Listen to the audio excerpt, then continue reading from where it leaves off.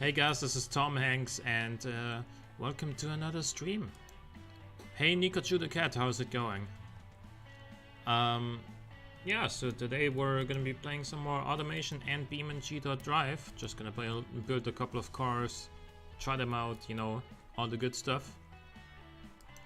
Let's see. What are we gonna build first?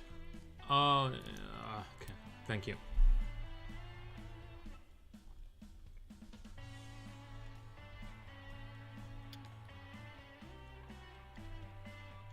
What are we gonna build first? I think sort of like a hot hatchback with a box of 4 or something could be fun. Well, that would basically be a WRX, wouldn't it? And is there any like newer hatchback than 2003?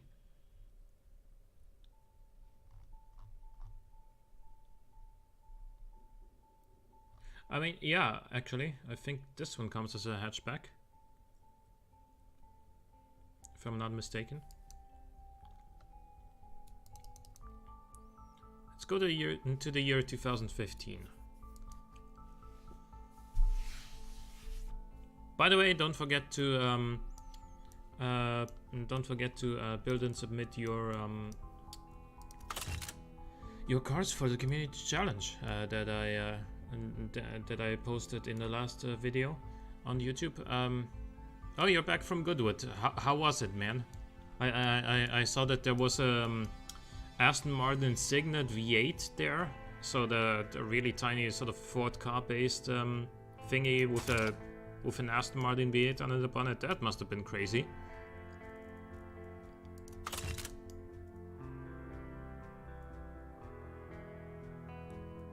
Let's make launcher 2 on all-wheel drive. And all the wish ones are around, why not?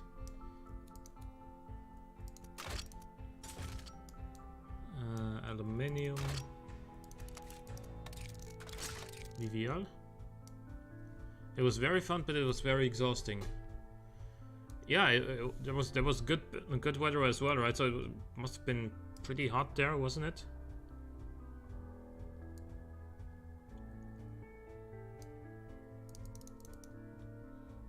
Gonna make like a 2.4 liter engine. Yeah, something like that.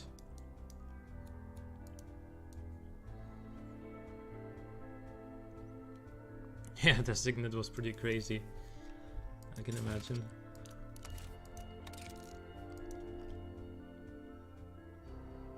This is a hot hatchback, it can have like 65 cam profile or something like that. I don't want to go too crazy because this is after all like still a kind of normal car, like not really your average hatchback, but not unlike a. It's not a race car, is what I'm getting at. So.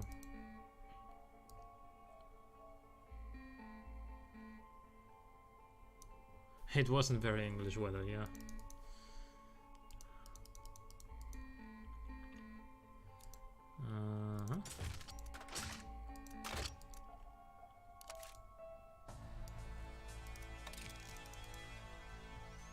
So let's rev this thing up to like 7200 or something, just to see how it goes. Yeah, we gotta adjust the turbo setups. Because this turbo kicks in basically never when you're just driving it down the road.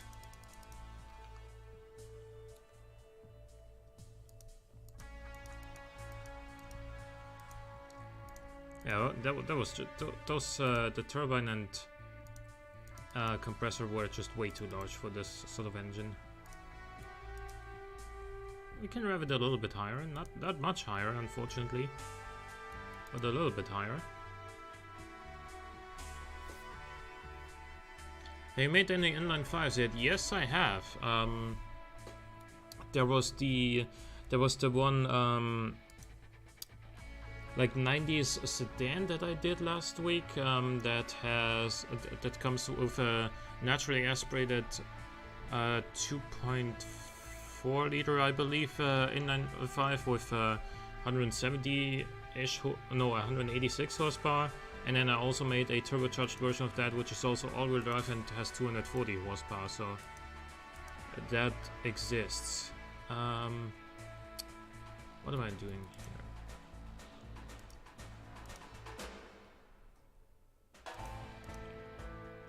here? I need to make this thing like respond a little bit faster, like spool up a little bit quicker, and not, you know, just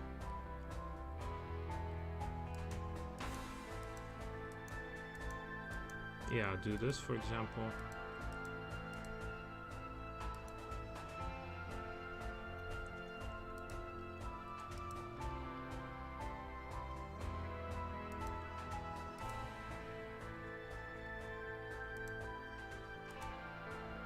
.275 horsepower seems fine, but the turbo still kicks in so freaking late. That's like nothing at 3000 RPM. Huh. And this is with a 2.4 liter engine, which is not particularly small for a box of 4. Is the exhaust too big? Kinda, but not that much.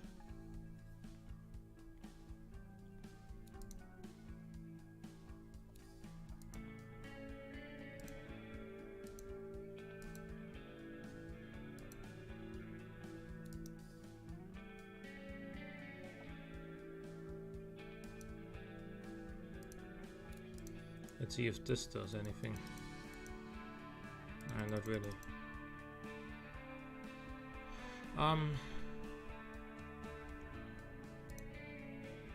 Yeah, let's keep it that way.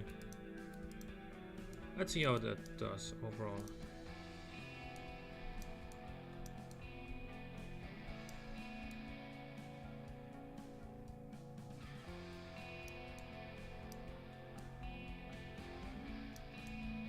Want a little bit more weight on the back just for a slightly better weight distribution, so I'm gonna stretch this a little bit more.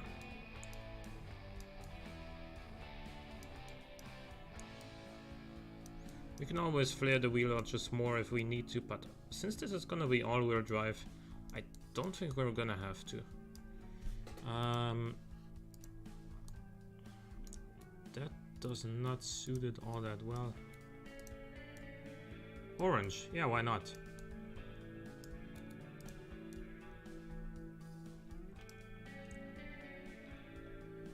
And hot hatch is gonna get a lip.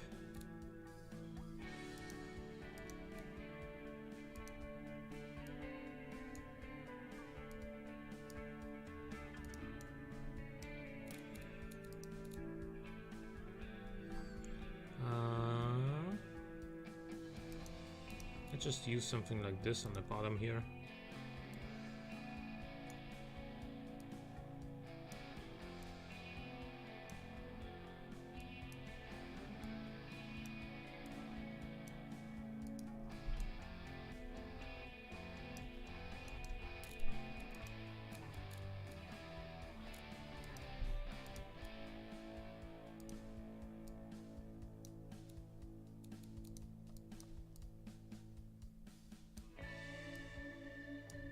Make these just a little bit taller than the middle grill, I guess. Put this on top. Oh, but then the lip needs to be on top of that. There we go.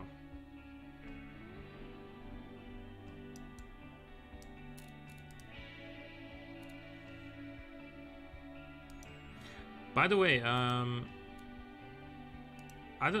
not sure if you guys were noticing that during the last stream, but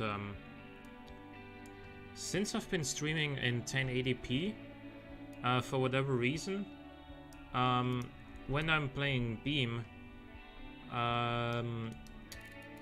the image, like the video quality, just looks like I'm streaming in, I don't know, 480p or whatever. So it looks kind of pixelated and, you know, not really sharp.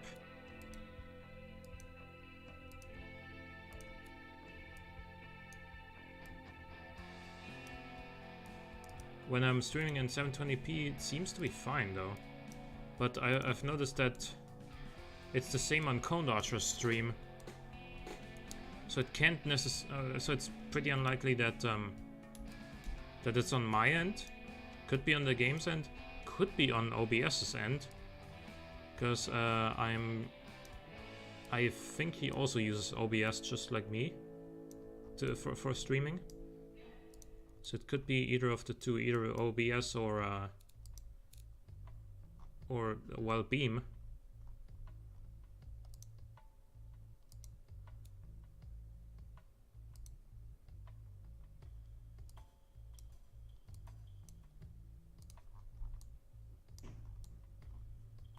That is an angry looking car.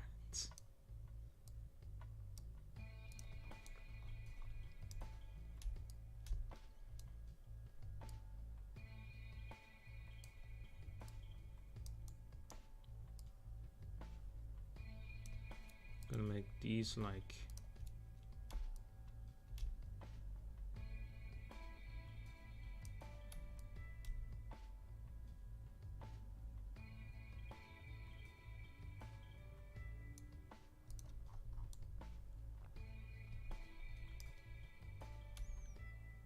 it's weird. Maybe it's video compression acting up.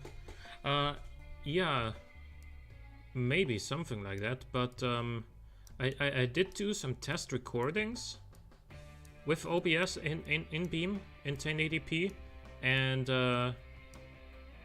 I did try recording into different file formats, but it did the same thing.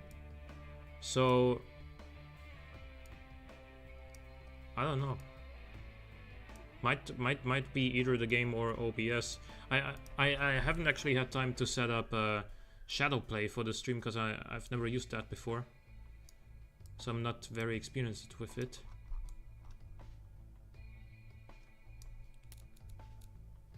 But it could be better with shadow play. I have no idea.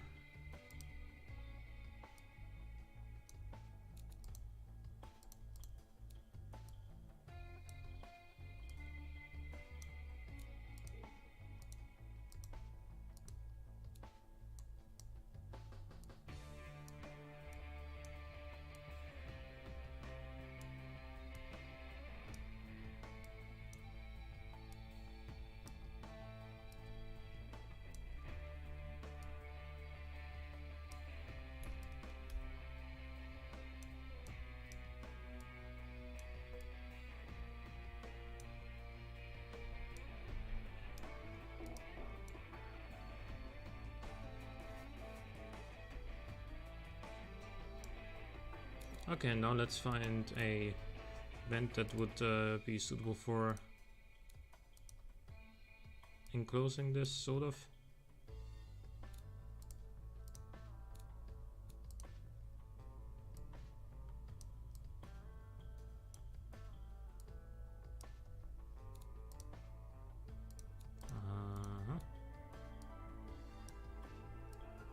Oh yeah, I should do not that.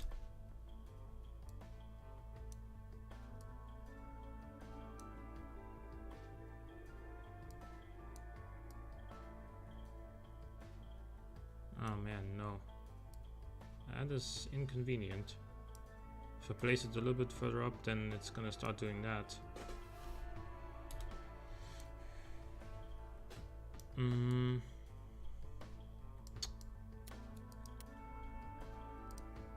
That might work.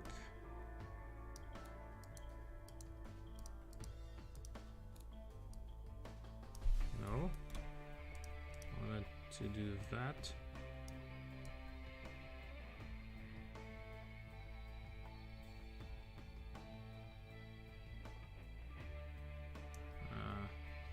I don't think we're gonna get this right easily.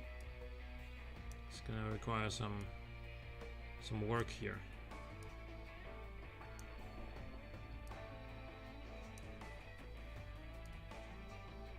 By the way, has anyone watching competed in has anyone competed in Cone Dodger's community challenge, which was to build a 2020 Dodge Viper concept? Because of course, unfortunately, you know, it's the Viper isn't being produced anymore. I submitted the car. He isn't done making the video yet of, you know, which cars were best and who won.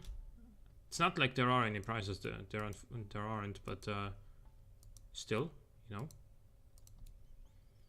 just for fun and honor.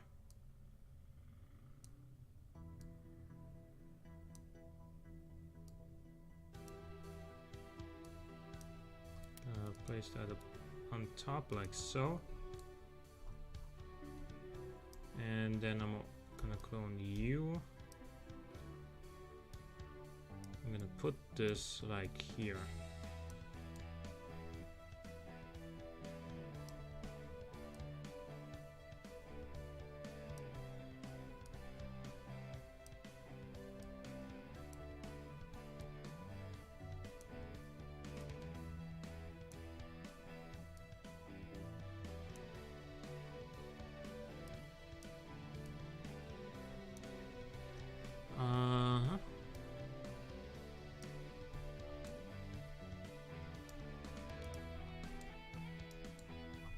I think that's fine.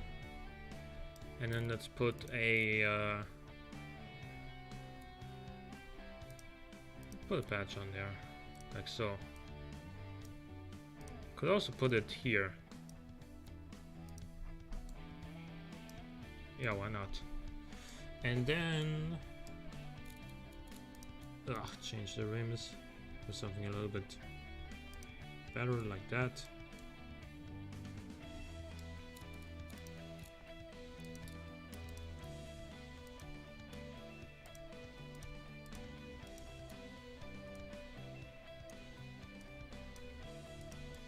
Don't forget the wind mirrors, or the side mirrors, of course.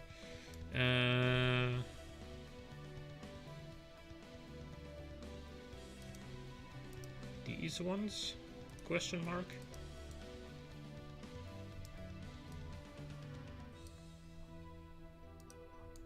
I mean, yeah, let's stick with these. Oh, why is this only a 3-door hatchback? It's okay. It's a hot hatchback. Doesn't need 5 doors.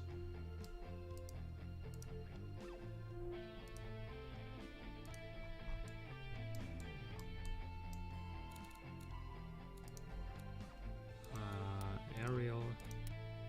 Yeah, let's go with this one. Why not? We choose the other one like every time, or at least recently we have.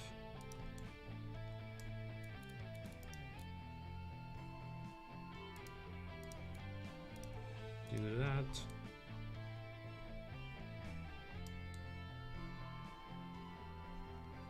And tail lights. What do we do on the tail end of things?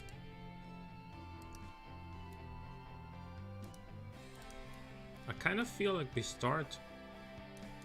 Actually, can I make this thinner and then apply that here? I can. Nice. That's actually pretty cool. I like that.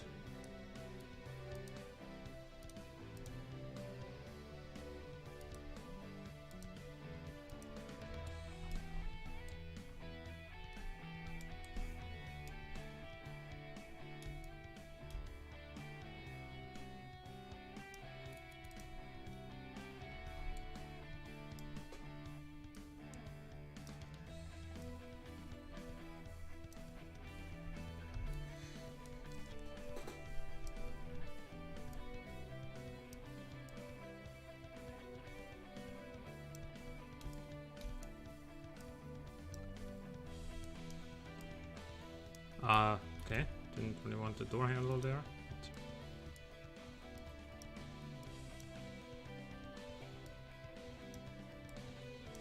Yeah, just give me the side indicator then when I click this part. Sure, no problem.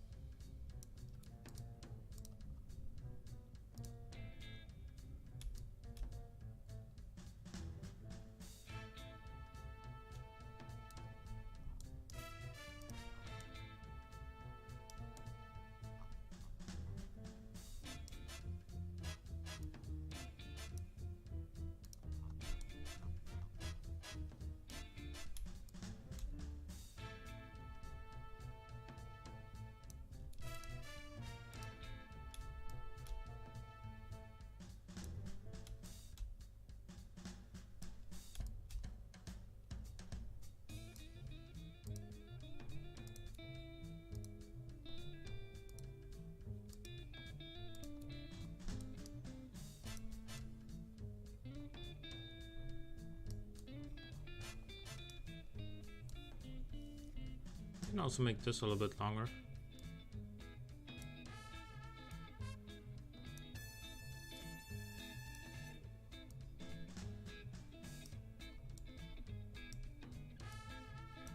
What?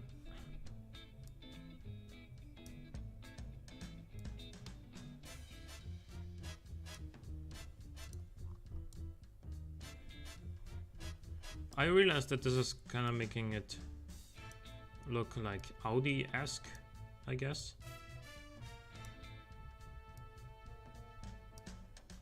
But is that a bad thing?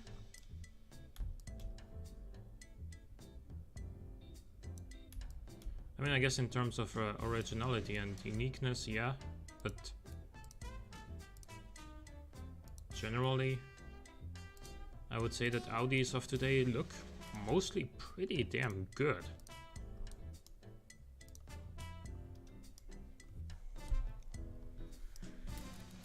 So grill,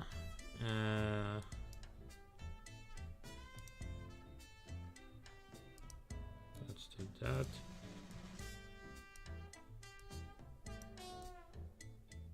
Place this like here. Put that on top, put that on top, put that on top. Like so.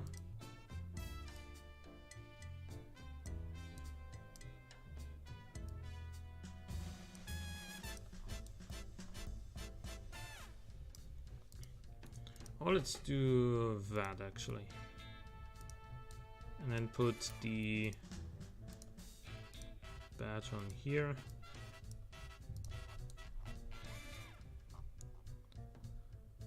Ah, no, I don't like this anymore. Let's get this instead.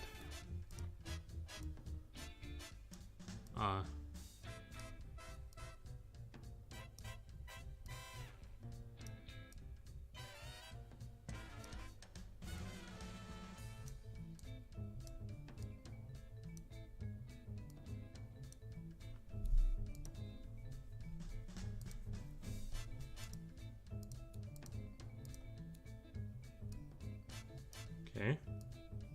So I can't possibly adjust the length of this, huh? Now I can, for whatever reason, in the exact same spot. Weird. But anyway, this is gonna get a lip on the back as well.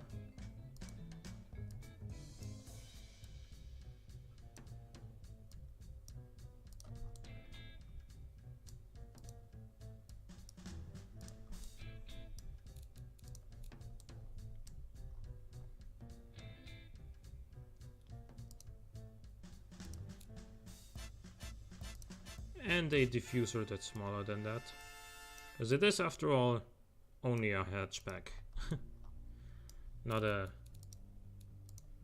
race car.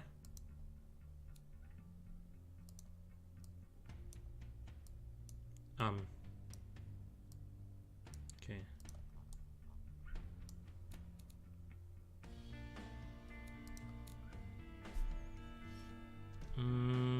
Let's try and make something here.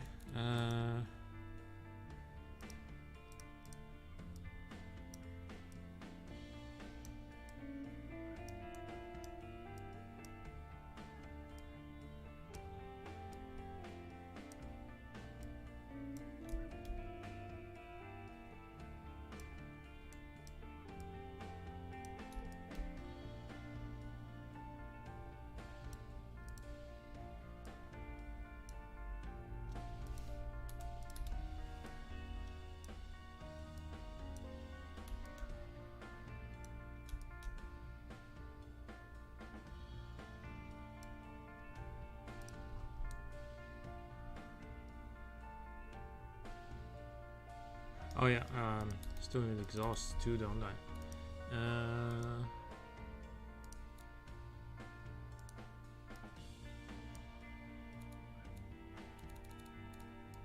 Mirror. Yeah, now this doesn't work anymore.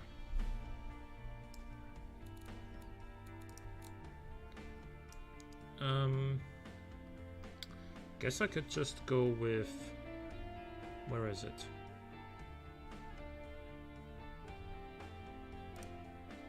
Something like this, but like that.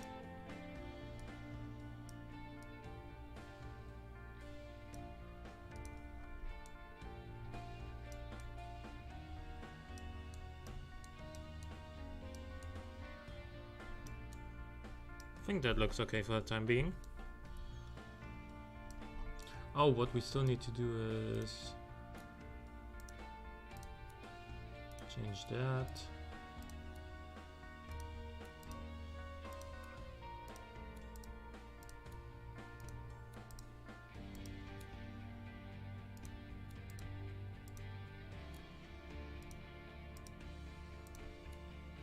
Yeah, like so. And here as well, I guess. Yeah.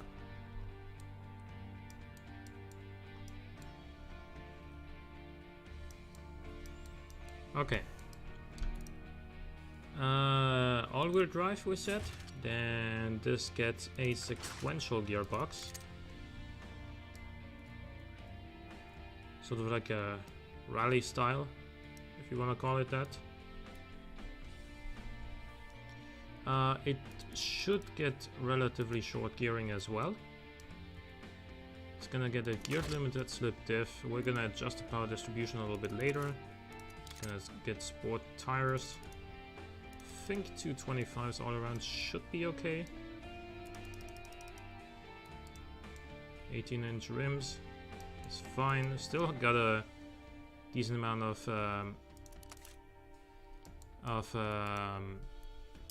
tire profile, so that we, or like height or whatever you want to call this here, I forgot the word, so that this should give us decent, not ideal, but decent ride comfort.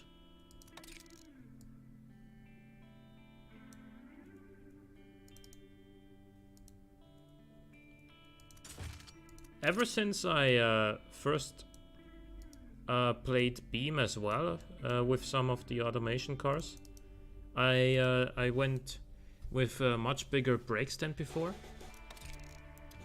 and that is because, you know, to avoid brake fade, because even if automation shows you no brake fade, then in Beam you might still get brake fade. We're gonna give this variable electric power steering, and we're gonna give this launch control, and I wish there was actually some sort of option to activate the launch control in BeamNG. I don't believe that there is, but I could be mistaken. We have a lot of roll angle. Stiffening the sway bars doesn't really take away from the comfort all too much. Yeah, we didn't lose very much there at all. Let's see.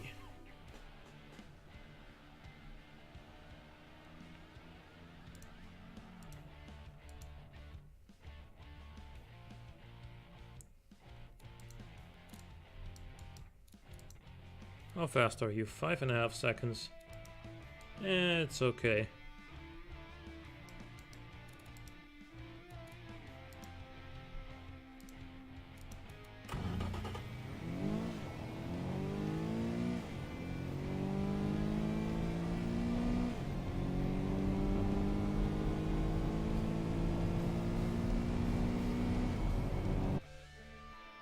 Okay. I think we could do with a little bit more power. What would we say? Let's decrease this compression a little bit. And up the boost.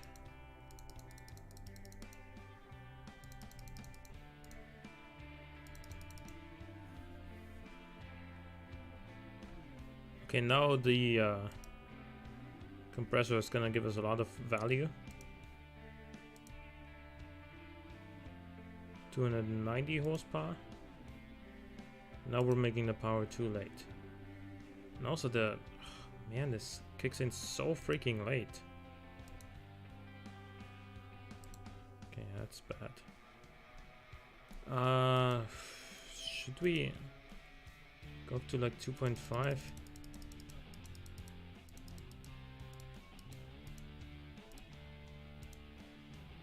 Like so.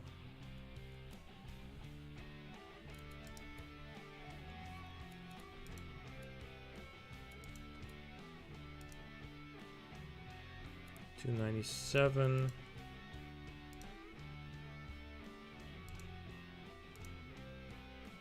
$301.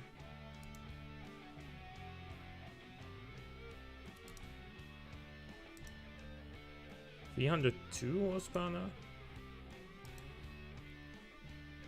300. Okay. Nice number. 5.1 seconds now.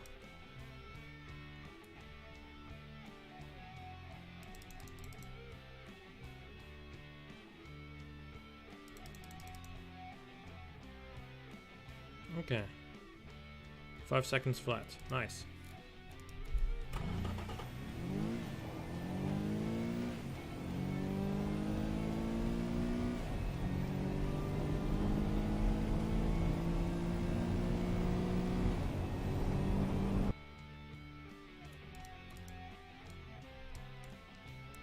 Yeah, I mean, does this thing need premium interior and infotainment?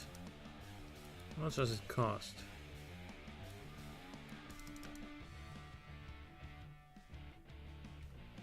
Yeah, for that sort of price it should have. It should have premium interior. The economy is good,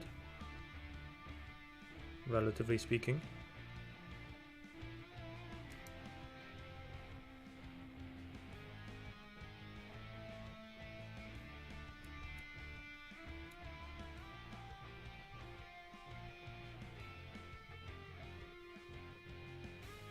Why is the...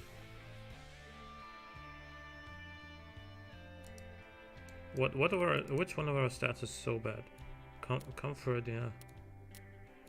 But like family sport premium, like comfort is the least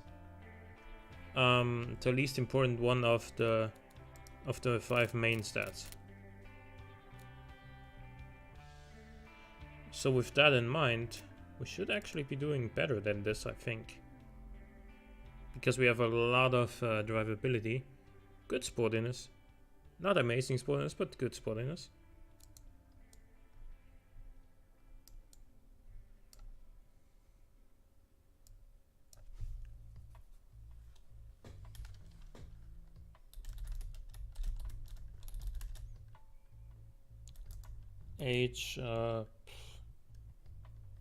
HS, hatchback, sport, whatever.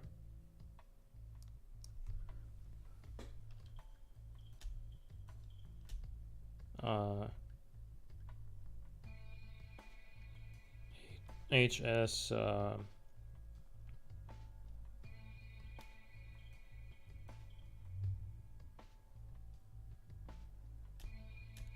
S250, I guess.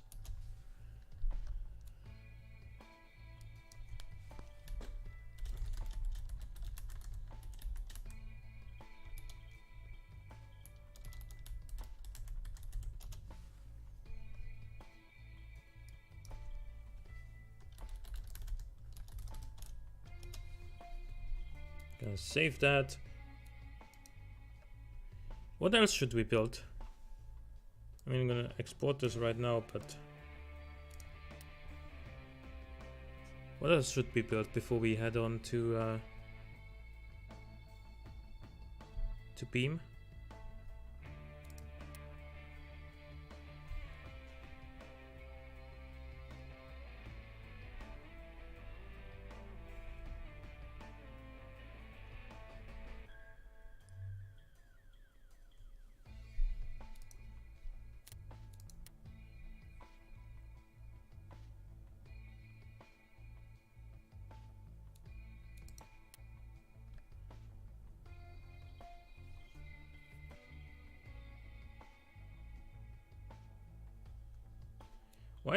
Why does this get set by the as default? I already changed it last time.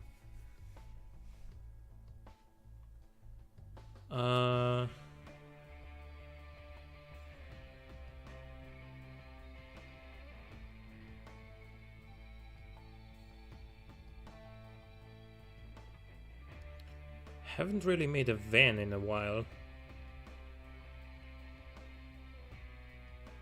Not entirely sure if I want to, but we could.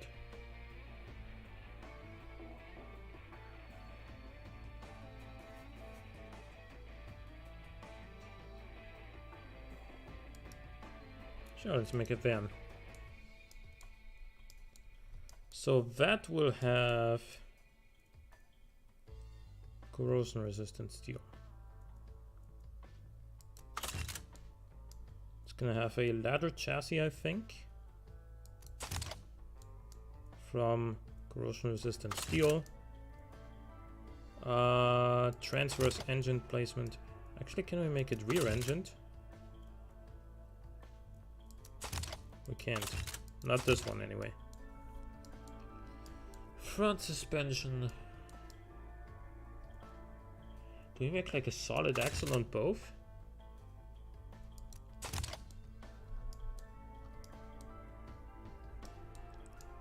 Is that better for utility actually?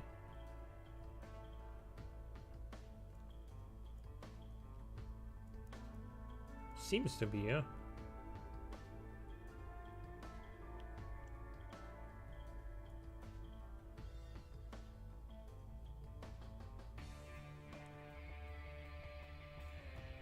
Yeah, I think I'm gonna keep this. Now, I think I want a V8 in here. Something like a 5.8 liter. Oh, also, let's go to like 2003.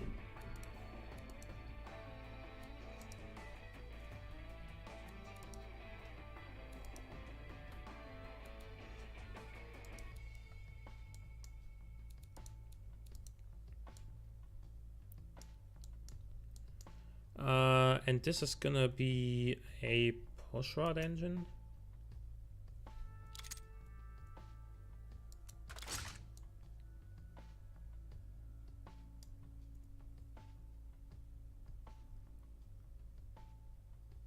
Yeah. Cast iron. Let's see if we need better components later. It's gonna be like really, it's gonna run really low revs, and it's gonna be naturally aspirated. It's gonna have multi-point injection, single standard, running on 91 fuel.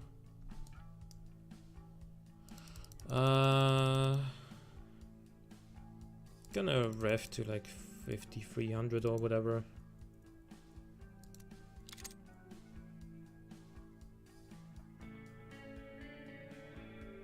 Yeah, the single exhaust pipe should be fine.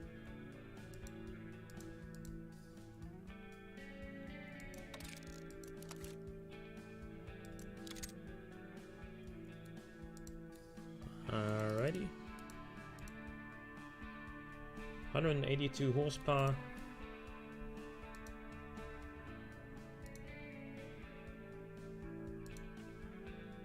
$180.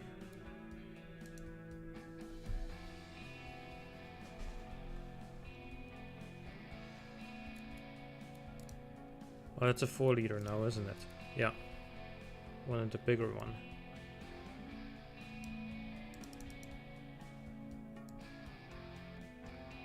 Like a 5.8 liter. Something like this. We don't actually need more. We don't actually need better components here.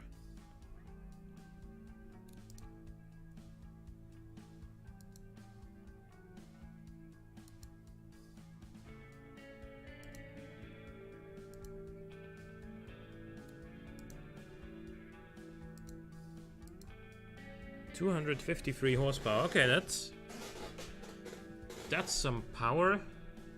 That is actually more than enough power. 250, yeah, sure. Let's stick with that. That's a nice round number.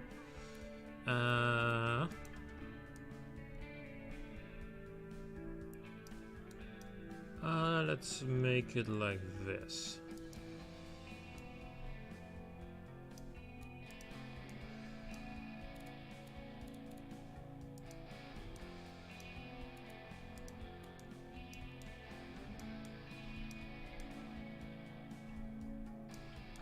And since this is a 2003 model, and you know, especially the vans haven't really been extremely modern in terms of like headlight and overall design, I think we're just gonna go with this. What are you? No, that's not what I wanted. You? Yeah.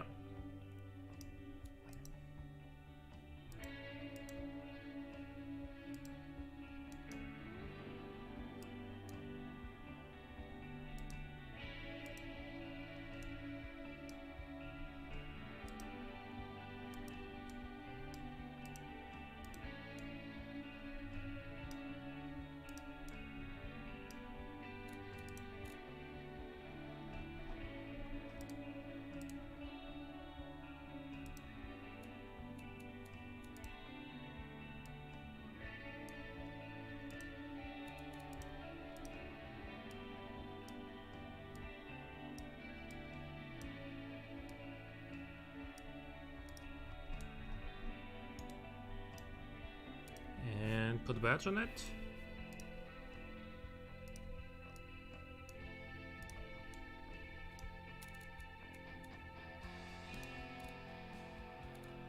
You know what?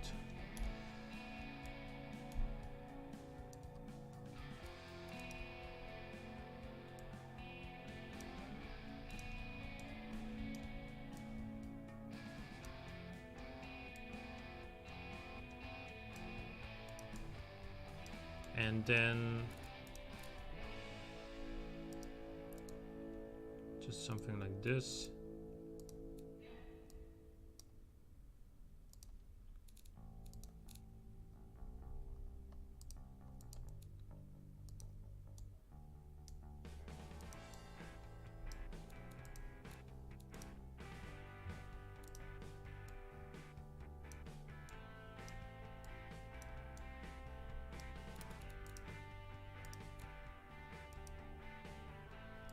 Okay, maybe not.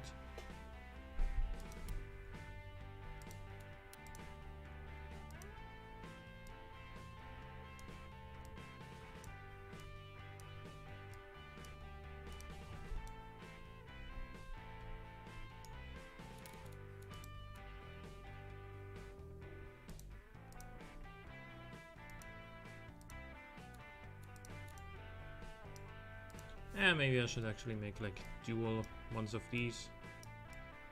Something like this and this.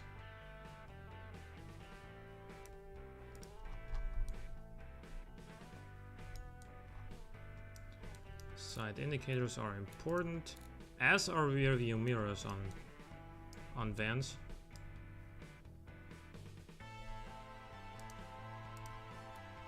Sure, like these, and then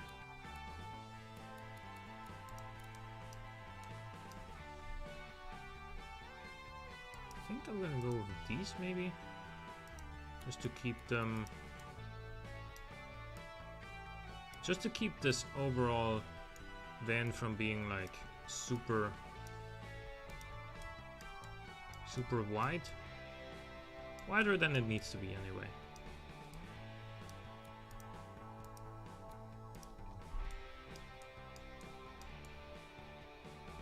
I think I want to go with different ones here.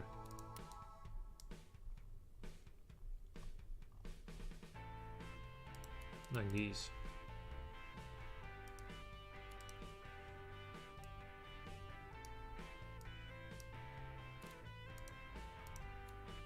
Nope. That. And then we put one of these here, and this like so. So you can, it will be a sliding door. And sure, just for extra safety of other cars, let's add another side indicator here.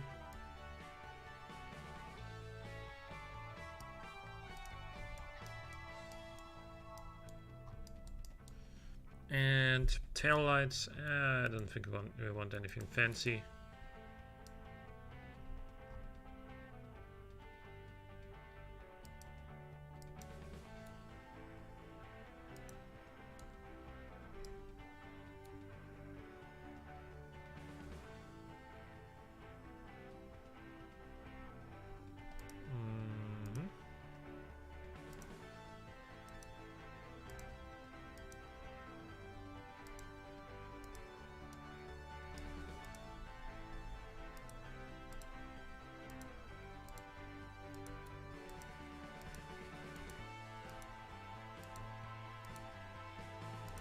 Now I'm gonna stick with this.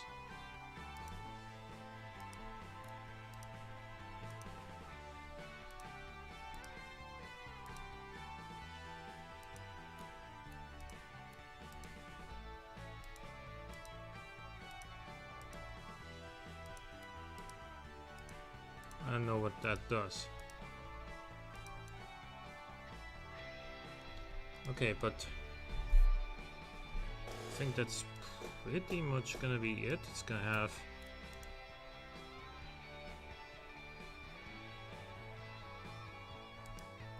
one of these.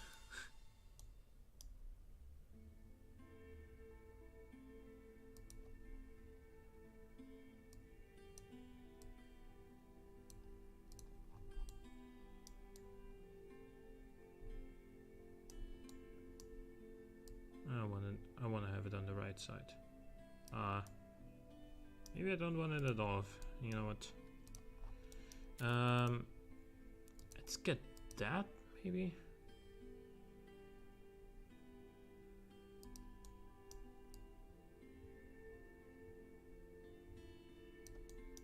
No.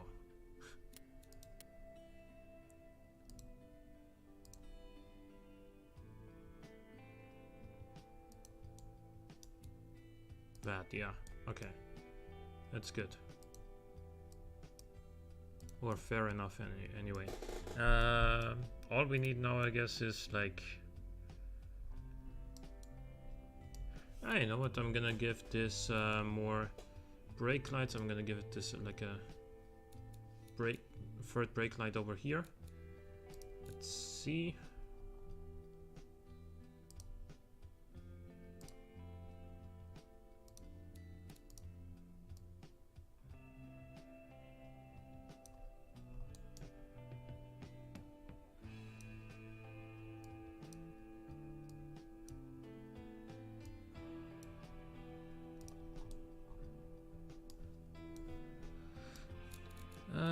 Number plate, eco, like right here, I guess. It doesn't really need anything. Yeah, it does. You know what? Door handle.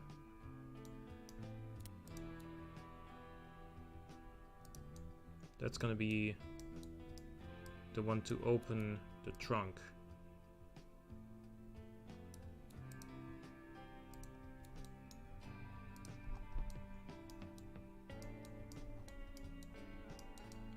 Cool.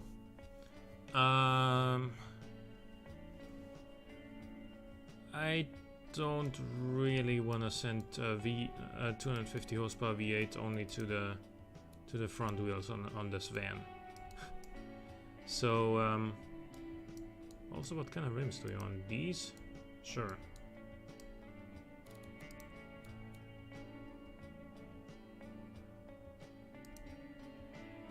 Longitudinal?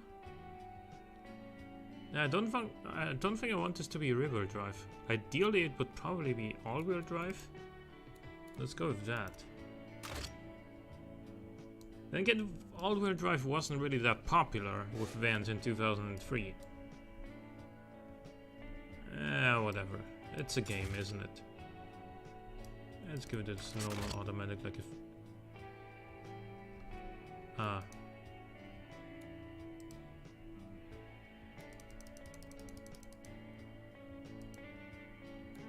2003, yeah. Automatic, 4-speed. Top speed isn't gonna be all that high. Doesn't need to be very high. Manual locker.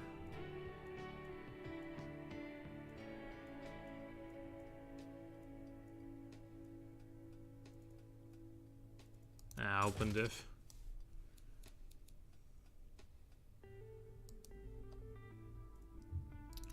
Radial tires, hard long life road tires.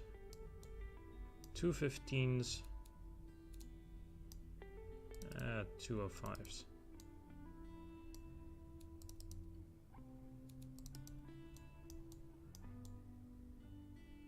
Steel rims, yeah.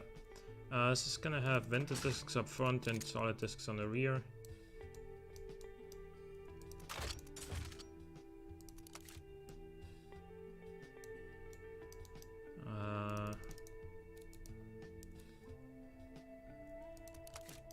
None, no cooling flaps.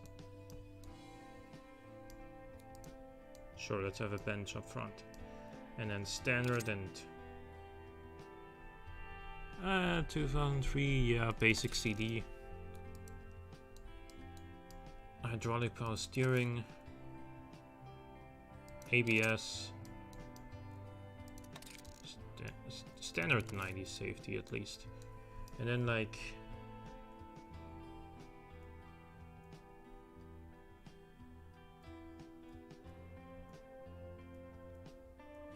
I guess progressive springs, gas monotube dampers, and then like passive sway bars. It's gonna understeer like shit. But that's what you expect. How is the roll angle on this so low? This is lower than on many sports cars I've built.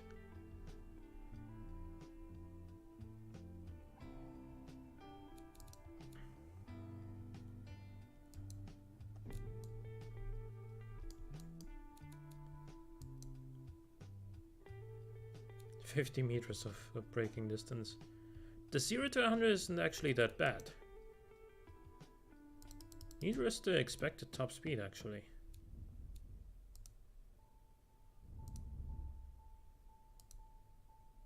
Wait, this will actually go like 216 kilometers an hour. That's pretty good. It's gonna take a while to get there, isn't it?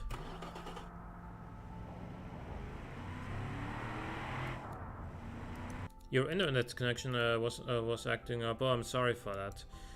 Basically, if you haven't seen the hot hatchback finished, we finished that, and this is a van, a 2003 van. Because I didn't really want to give it rear-wheel drive, it has all-wheel drive.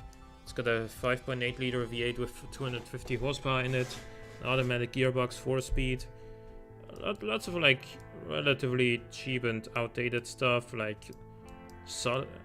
I didn't really want to give it drum brakes on the rear, but it does only have solid discs on the rear as opposed to like vented discs. It does have a lot of brake fade, even more so with the vented discs than with the solid discs apparently. Yeah, whatever. I'm gonna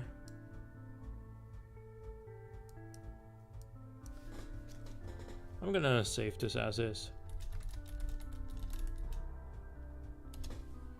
V 580.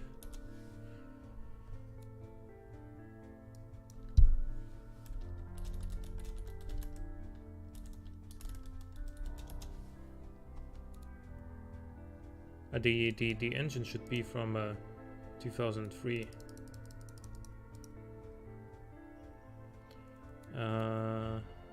It's knocking a little bit.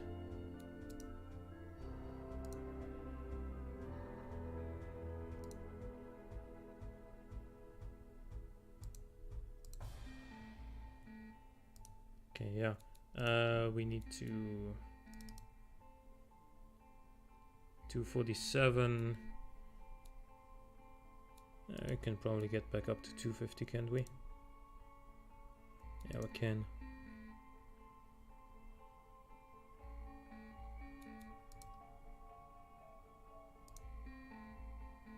There we go.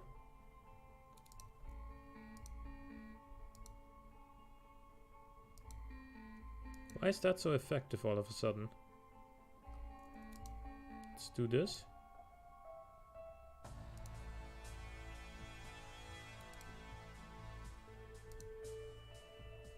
No?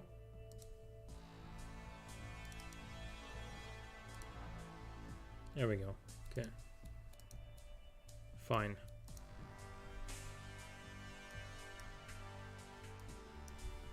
Uh-huh.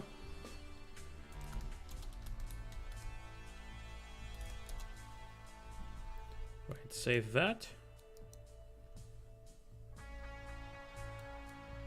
Let's also make like a 50s sports car, shall we? Like a 50s lightweight British sports car. I haven't made one of those in a while. Again, stop giving me the variant view. So let's go to like, I don't know, 56. And that looks like exactly what I want to go for.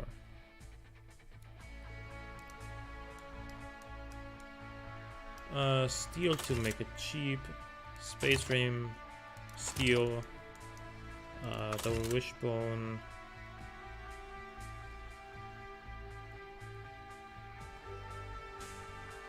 Double wishbone, sure, why not? And let's make it a inline 4. Of like a 1.6 liter capacity and lower this quite a lot.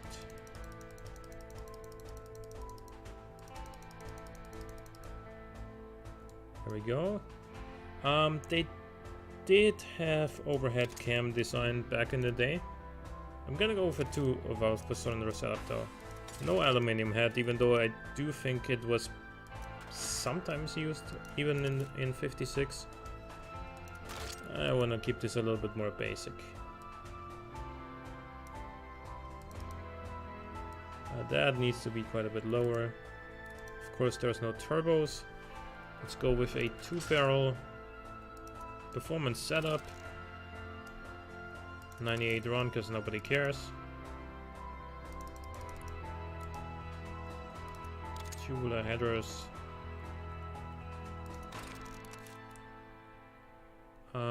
We have a lot of valve float.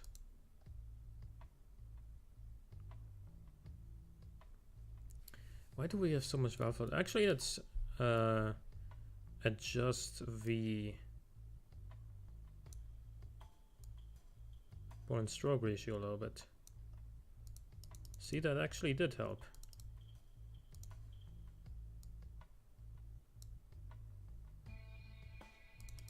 Now we can't rev it as high though.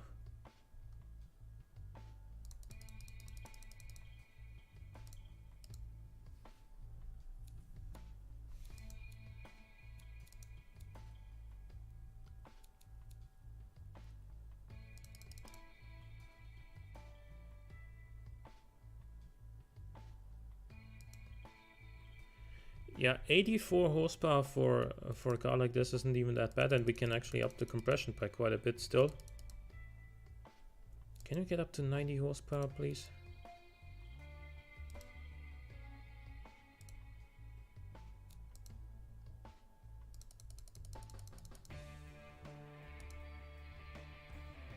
We did get up to 90 horsepower. Let's try and do this.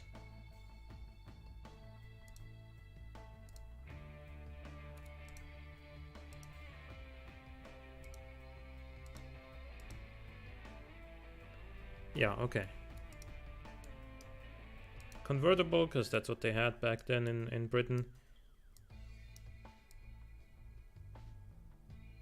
Sleek front design. Wait, what?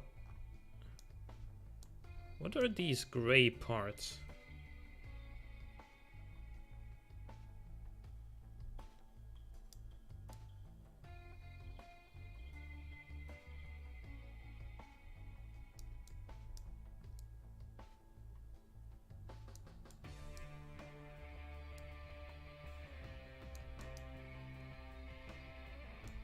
Okay. Yeah, I think that's fine.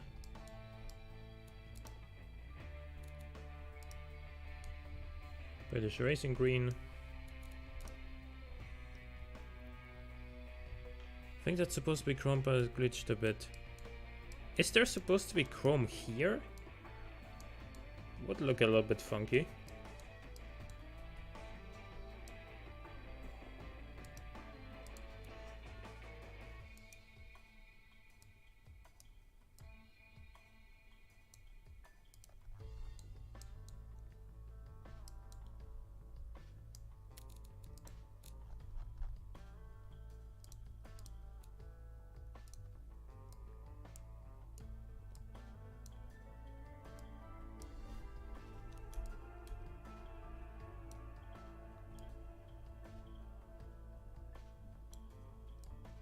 Let's do something like this.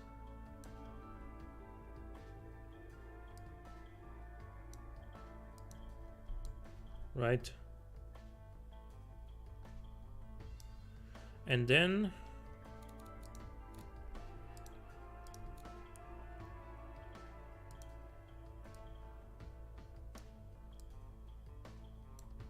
that.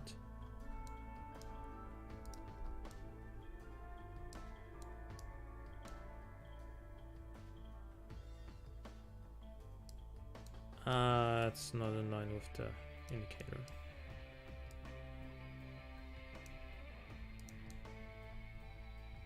Still, yeah, we can actually put it just a little bit further down.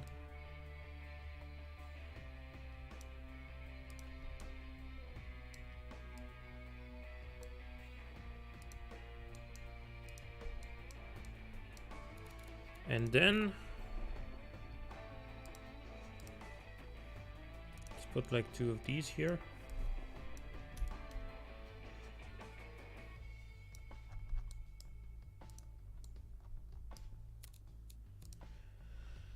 And the badge.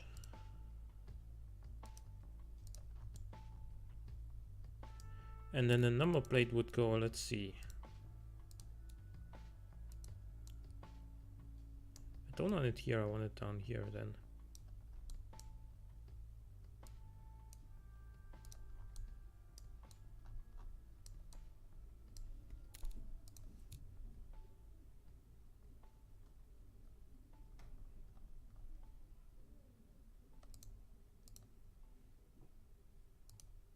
Those, yeah. Do we give this thing an antenna? Like, is it gonna have a radio? Consider that this is 56. I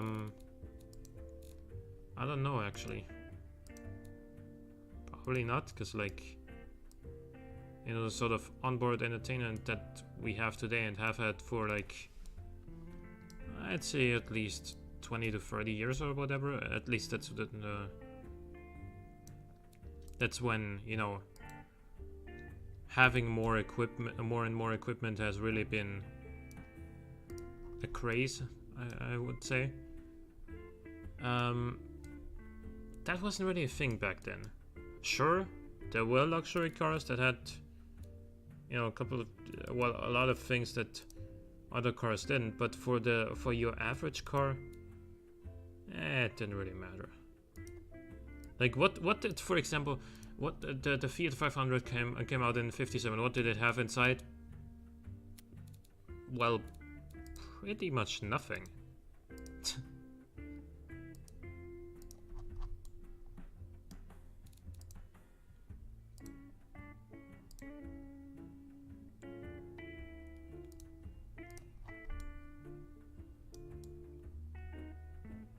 Sure, I think that's good.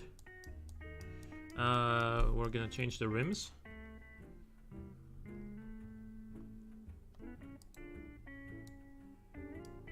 Those or maybe those? Yeah, like these ones. Rear-wheel drive, obviously. With manual, 4-speed. This is gonna have a very high top speed, I can tell you that much. Maybe it isn't even gonna crack 200. I do think we should go for a pretty short gearing. Like so. And then an open diff. Cross-ply tires, yeah. 185 is actually not bad for a car like this. In 56. It might actually have had like smaller tires than that in reality. Or like 165s. Like this is gonna have like no grip whatsoever. But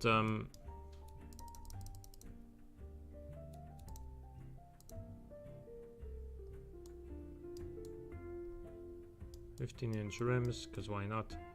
Man, there's just so much tire there. Okay. Gonna be rocking the drum brakes. Excuse me, thank you. No under tray, didn't really have that back then. Only 2 seats. Sport interior, standard radio. Yeah, so it is gonna have a radio. No, it doesn't. No power steering.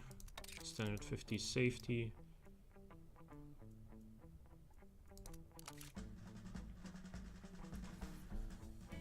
Yeah.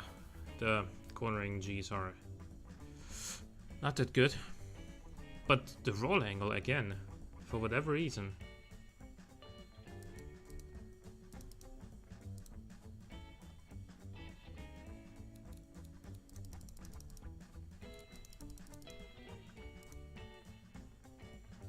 That actually hurt our sportiness for whatever reason. I am gonna soften the front spring a little bit.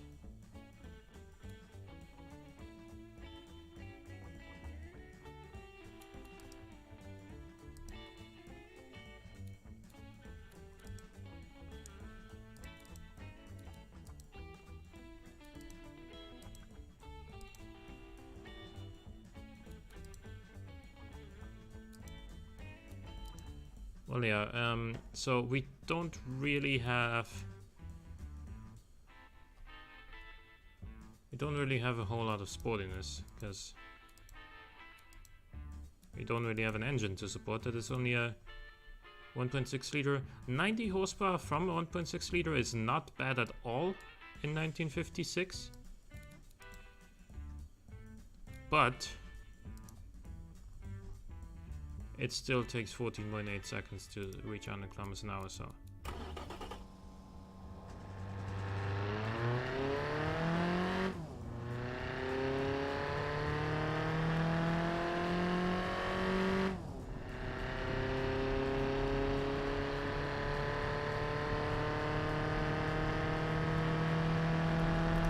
It's actually a lot heavier than I thought it was gonna be.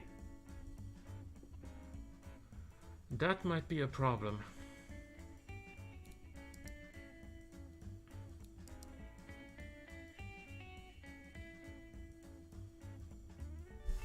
They did have 4-valve per cylinder single overhead cam engines back then. Let's see what that does. Adds 8 horsepower and we can rev quite a bit higher. Okay, yeah. I'm in for that.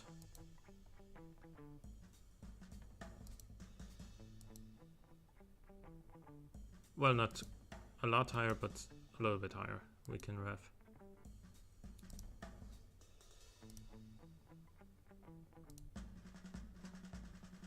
$100 horsepower.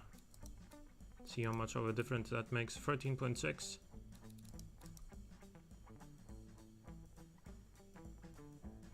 Oh yeah, the gearing is like way too long.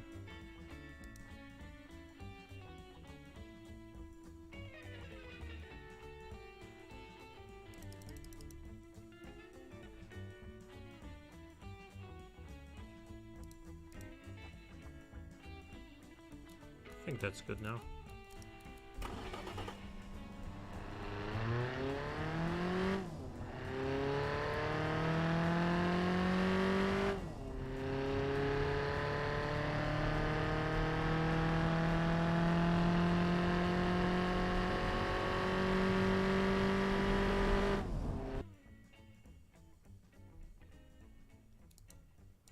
It is still like too heavy for what I would like it to be. You know what? Let's make this thing from fiberglass, since that is available. How much did that help? 12.4 seconds, so that did help quite a bit.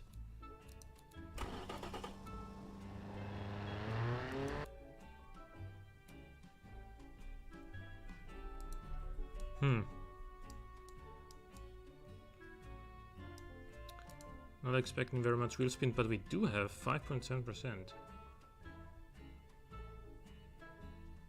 Well, okay.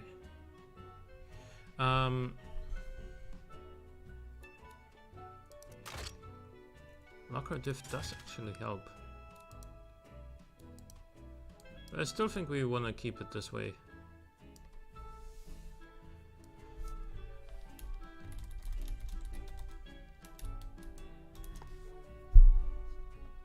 BeamNG.drive UK. Sport 1.6.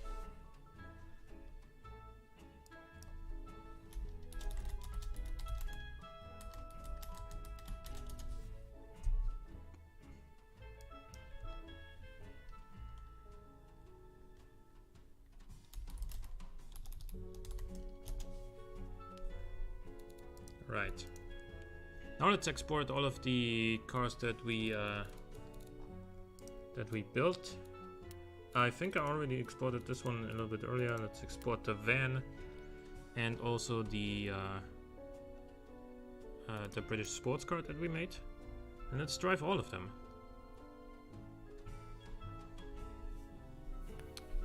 I'm gonna be around a little bit longer today than usual. At least that's the plan.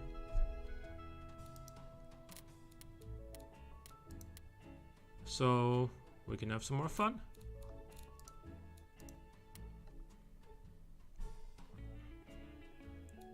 Also, I wanna one of the reasons I want to stream a little bit longer is because I want to reach more people from more regions of the world. And if I'm only online for like 2 hours or so, that's a relatively brief window. By the way, let me put this screen on while I'm starting Beam. That's a relatively brief window to be available, and I'm not going to be able to reach very many people. So as a result, it's better for me to stream longer now that I have the opportunity to do so, just so that it gives more people a chance to actually tune in.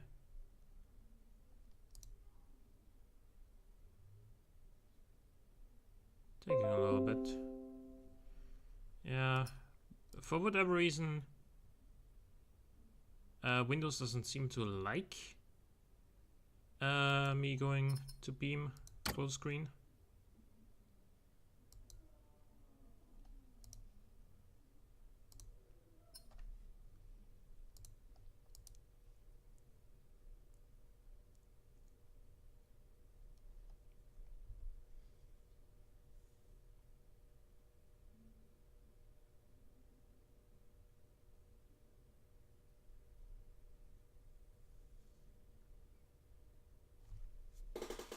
Gonna grab my controller.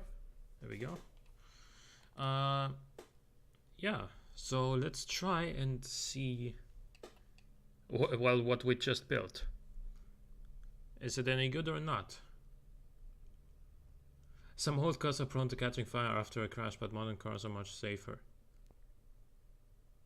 Well, Ford Pinto, anyone?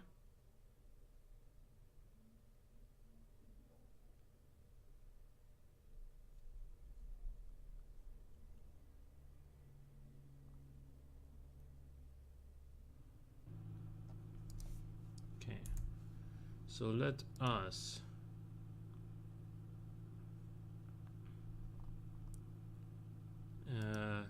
test this.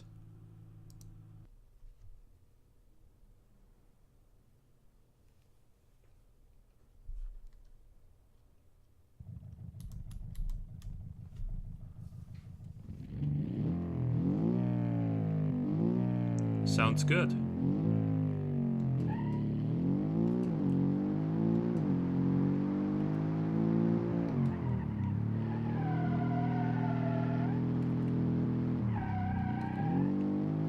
That's the obligatory lag that you're gonna get on the first lap in Beam.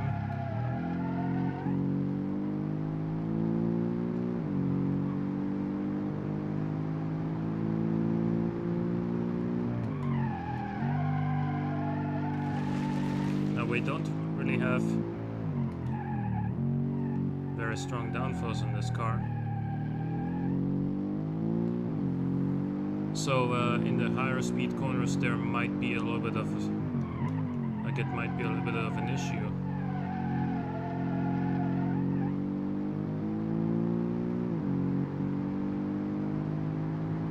It does go reasonably well.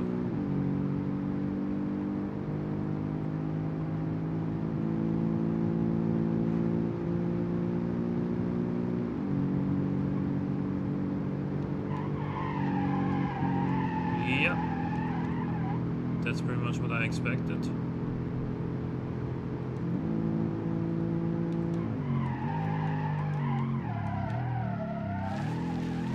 You were going so slowly, why would you not steer? Like I had already been braking so much, slowed down so much, why didn't it like actually steer?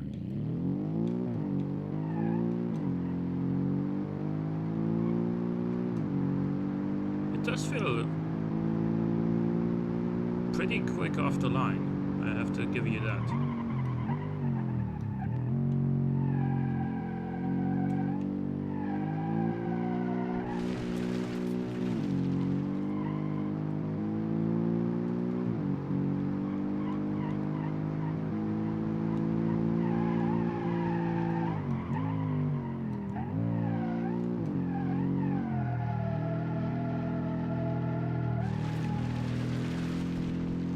Some understeer though.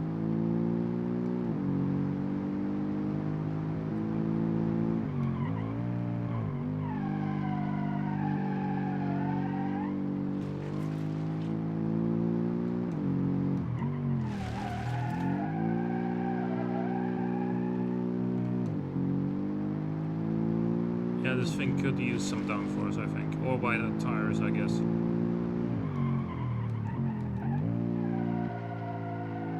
I think we only have like 225s on it.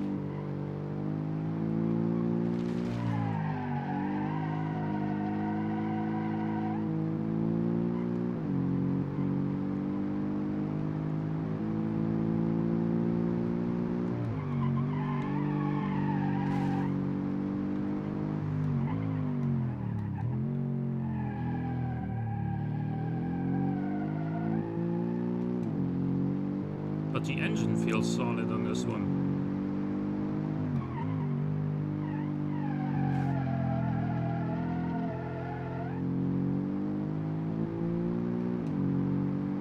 The drivetrain overall, like the engine plus gearbox combination, seems to complement each other pretty well.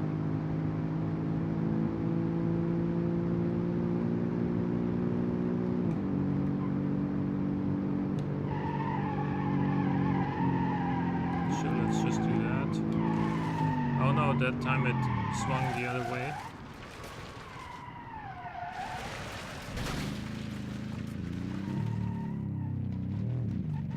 Let's reset. Oh no.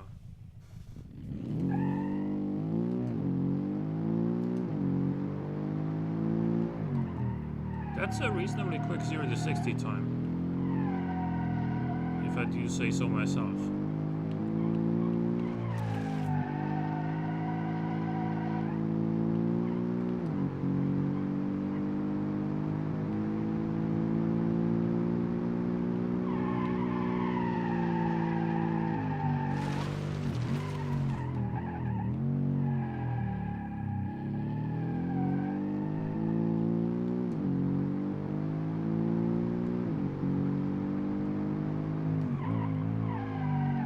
Also, the gearbox shifts faster than I was expecting it to.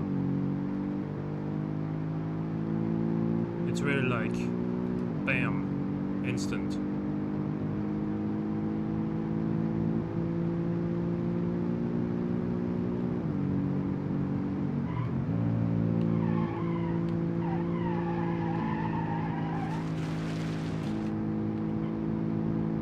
Yeah, this does need, I think, a little bit of downforce.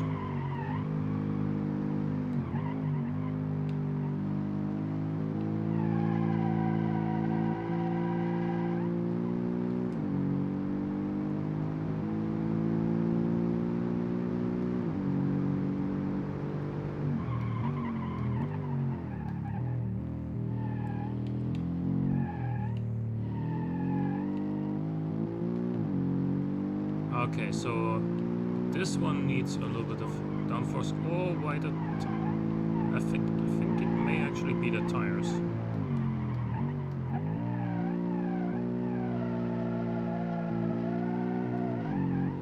Because they are spinning also quite a bit, so yeah, it might be the tires.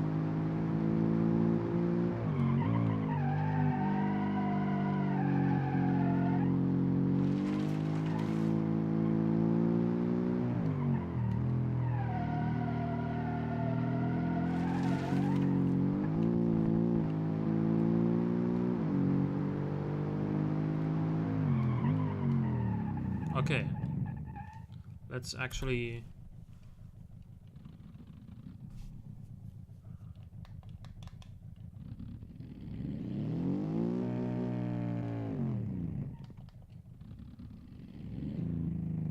line up here and switch car.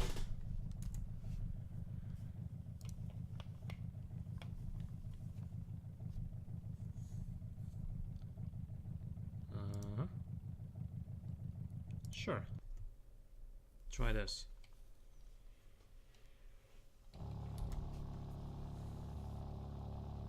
That engine is loud.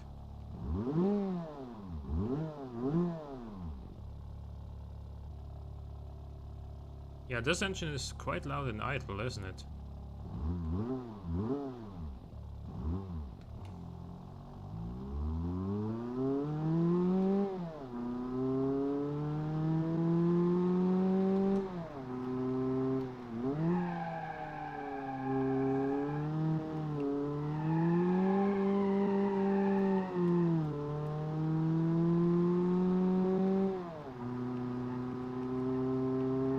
Yeah, this is slow. This is very slow. But see these thingies on the back that were sort of grayish in automation are now black, so it's probably like, so it's probably some sort of plastic.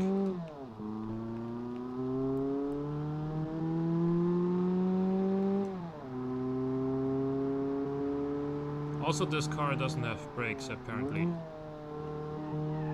because drum brakes don't count, I guess.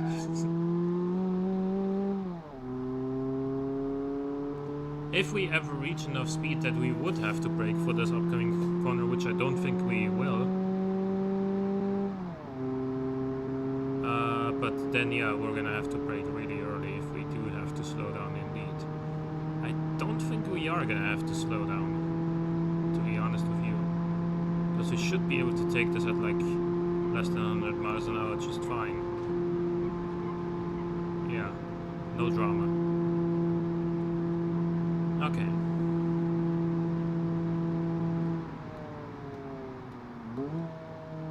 Again, brake really early for this. Go into the corner a little bit slower than with most other cars. And accelerate very slowly out of the corner.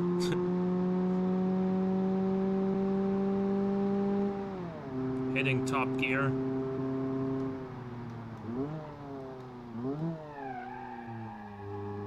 I'm not used to not having brakes on the car. I gotta be honest with you.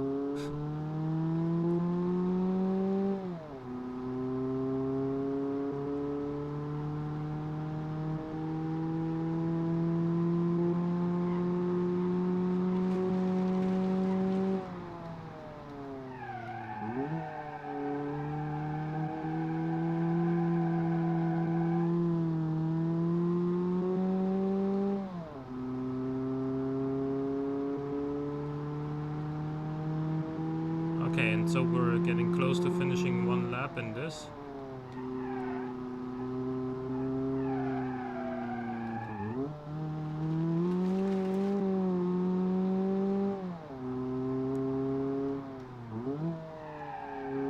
Gotta be honest with you, I'm not doing a second lap in this. It's a little bit too slow.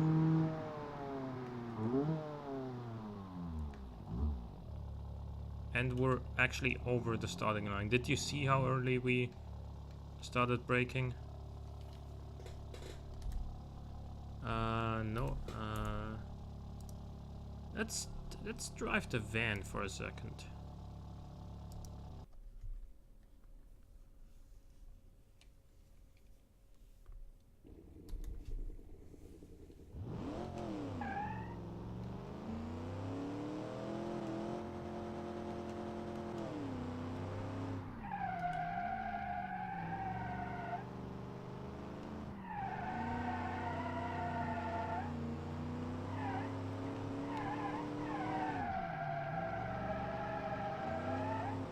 Lots of tire squeal, but actually not a whole lot of problems here with the grip.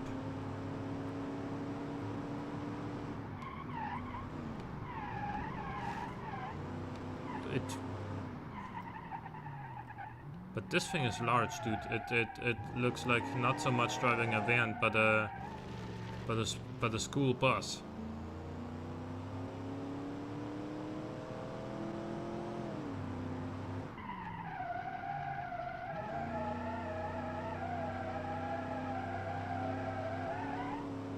This doesn't handle too badly, I have to say. And 250 horsepower isn't a lot for a van like this, but it makes a good bit of torque, so that's good.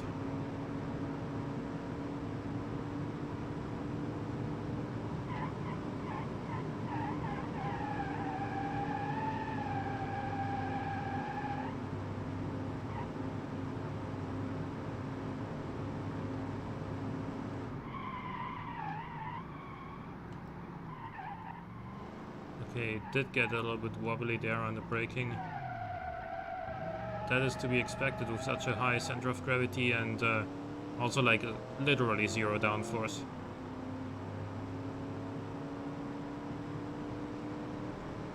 But a whole bunch of lift. Let's brake right here.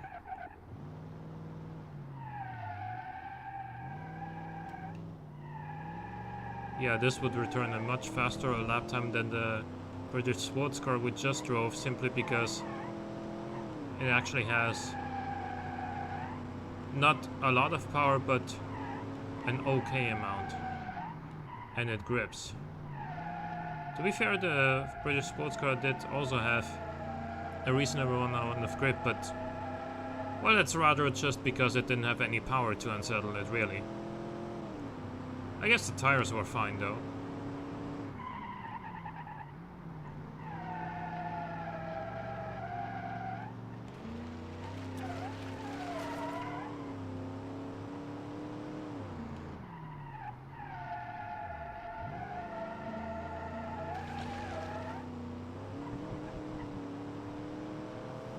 Yeah, this is actually not too shabby for a 2003 van.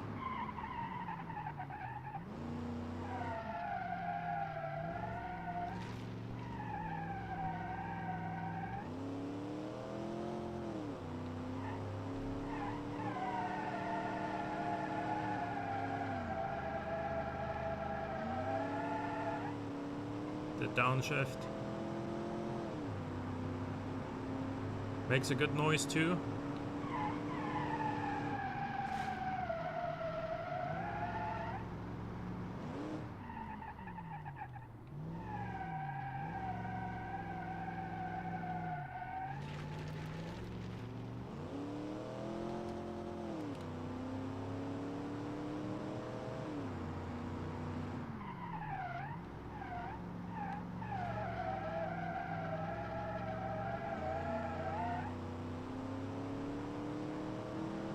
Yeah, this van, as far as vans go, it drives pretty solid. Sure, this sort of high speed section is not really what it's made for, but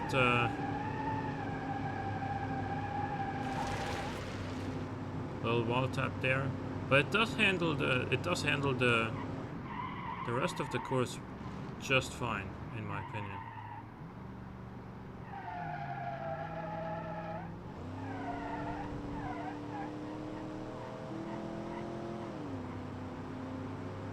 This sort of vehicle is never gonna break any lap records, obviously, but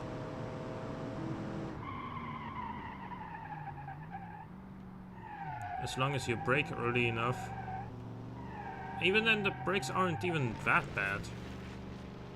But as long as you brake early enough and enter corners a little bit more slowly than with most other cars, it's gonna be completely fine.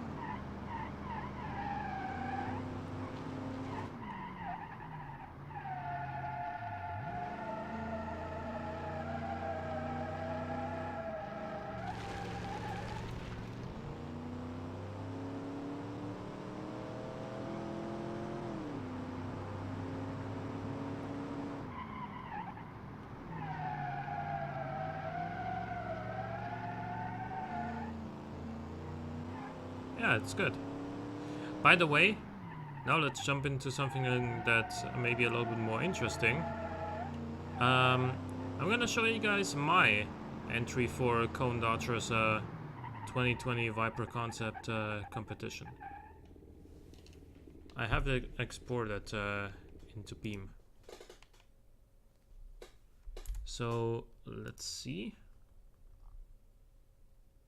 This one. Now the thing with this car is, first of all, let's look at it, right? So especially from the front, you can see, okay, it has some of the Viper traits. It has like a big mouth. It has sort of pointy headlights. It has side pipes, of course. Has the sort of kind of upwards pointed tail and a wing on the back. The tailheads sort of follow the curvature of the tail end. It's got a big diffuser. It doesn't like 100% like a Viper, I'll give you that, but it is a concept after all. Under the bonnet, you can maybe hear it. It has a V8 engine Simply because, of course, in times of downsizing, you know, in 2020, Chrysler isn't gonna make an 8.4 liter V10 anymore. It's just not gonna happen. Instead, let's go for the more reasonable approach, right? So let's revive the 426 Hemi that Chrysler used to build a couple of decades back. Lighten it by making it from aluminum silicon, aluminum silicium, so ALSI block and head, and giving it dual overhead valve, dual overhead cams. Sorry. Yeah, and rev it to 8K. That seems reasonable, right? In terms of downsizing, a 7-liter naturally aspirated V8, running to 8K, making 755 horsepower. Yeah, it's just what we needed. Thanks.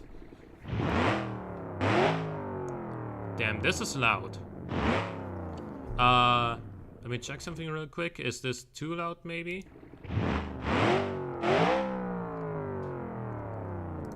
Yeah, it might be a little bit too loud compared to my loudness, isn't it? Audio. Tone this down a little bit.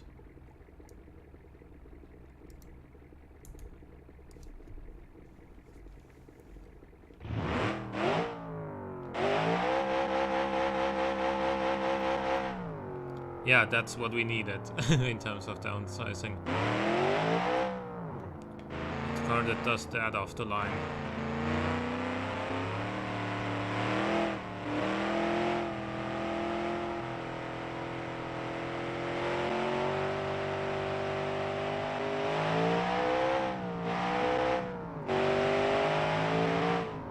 Power! Yeah. Man, this engine pulls.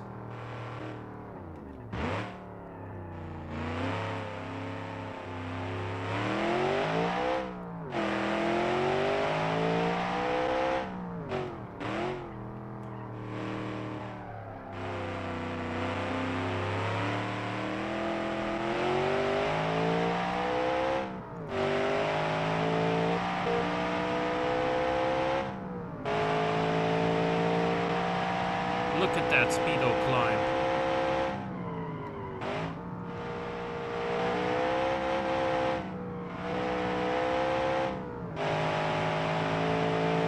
That's some power right there.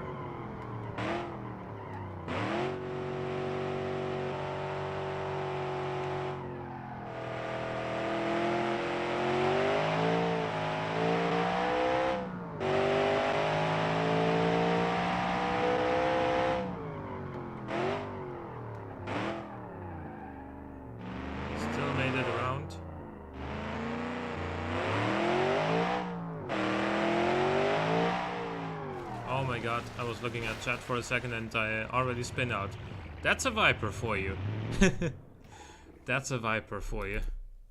Let's repair this real quick.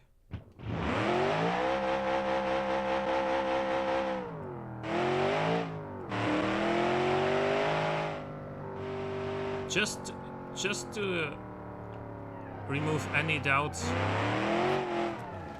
If you go into the throttle in the midst of a corner, that happens.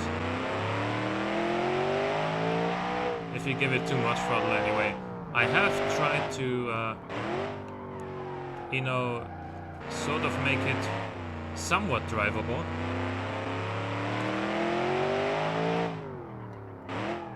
Because the last real generation of the Viper was actually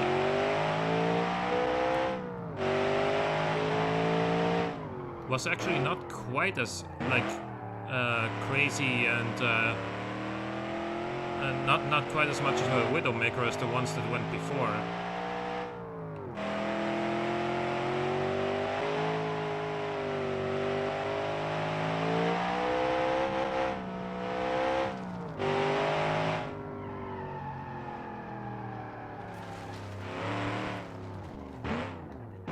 So I guess that was kind of what I wanted to achieve with this one.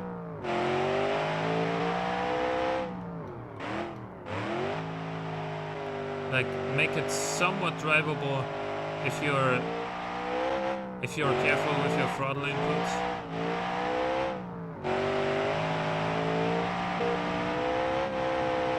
Because if you're not, it can still easily kill you.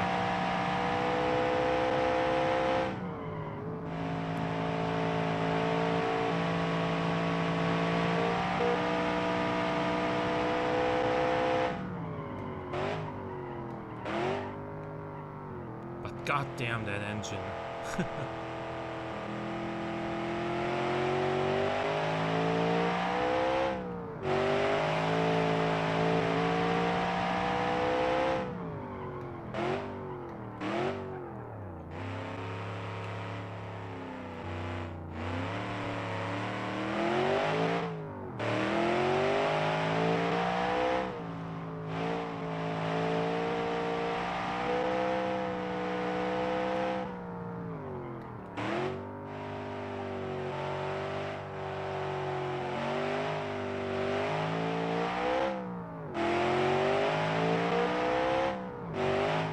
Oh no.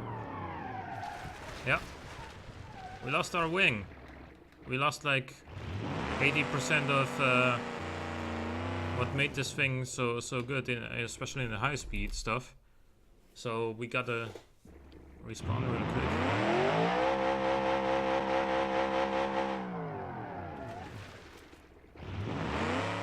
I'm not gonna respawn because of that.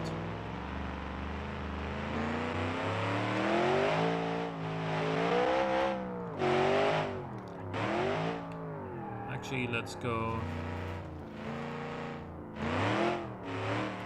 here.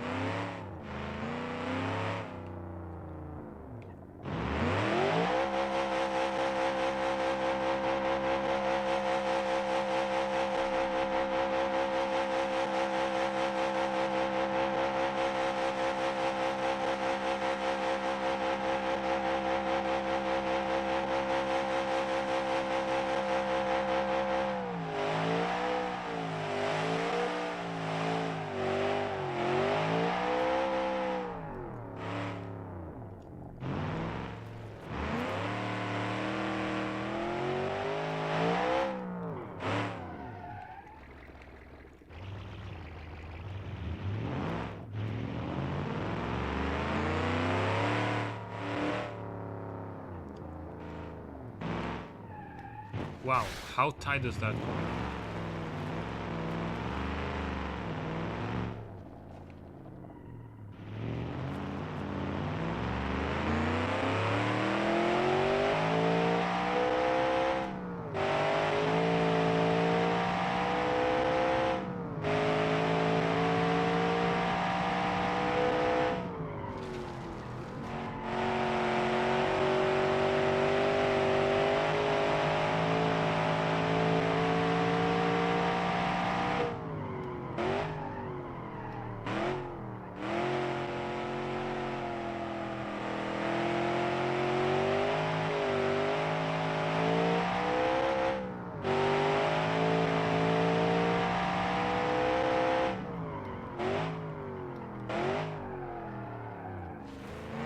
It round this time.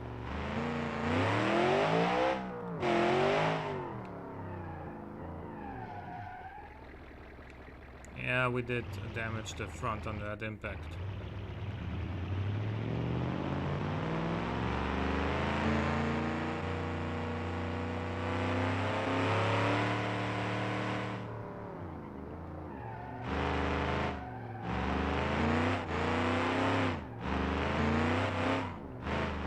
Even in low res in third gear, it's still gonna kick the tail out.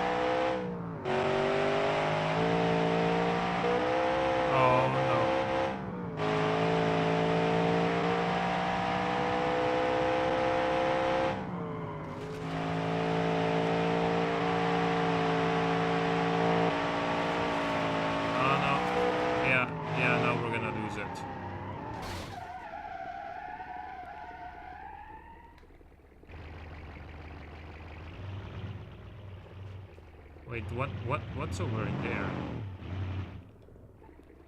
Like in there, do you see that behind the barricades there? I wanna go there.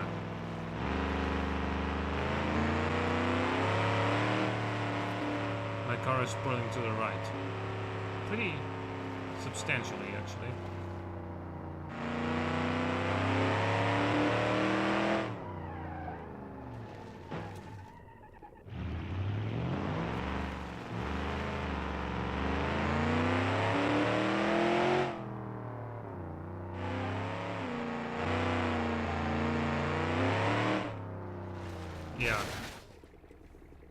Yeah.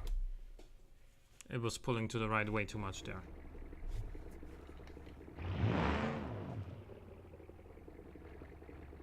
Did we already damage something? No, we didn't.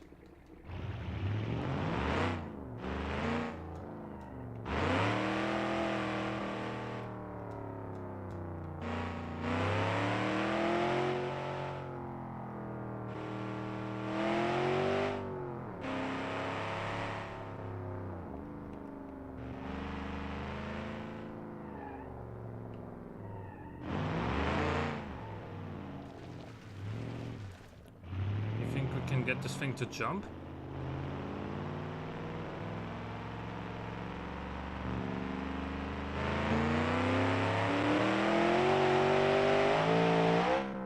Ah, yes we can. Holy Christ. I don't think we can get out of here.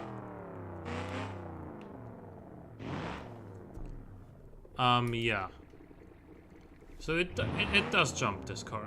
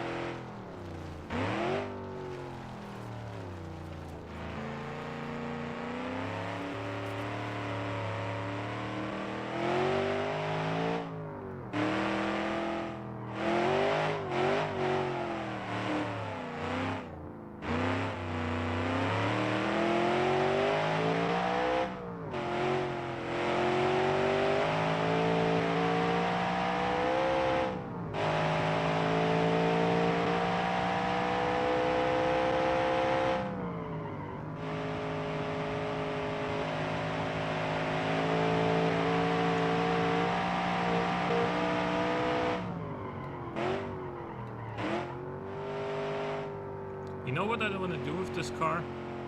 Simply because you can't really use this thing's power anywhere. I want to go to grid. So to the grid. And see just how fast it accelerates past like around 50 or whatever.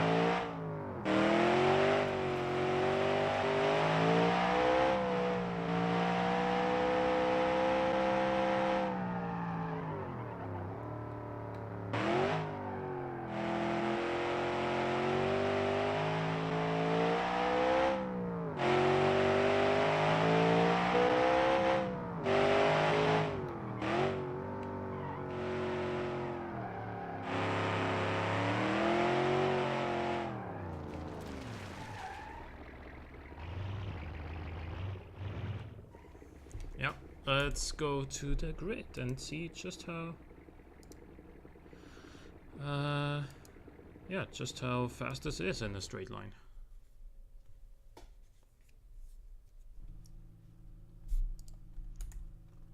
I think I'm gonna keep the ESC on for this. Actually no, I'm not.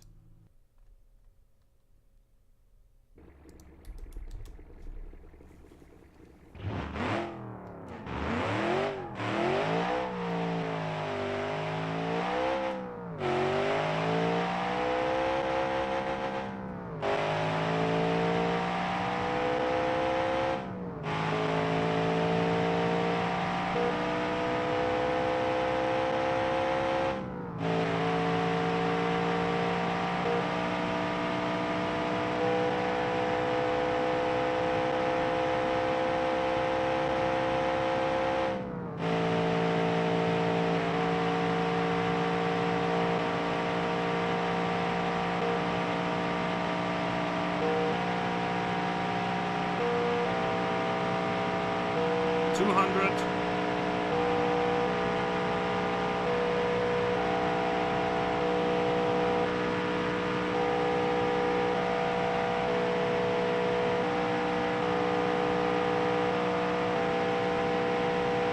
This car's top speed should be like 203, 204, I think. If I remember correctly from what it said in automation.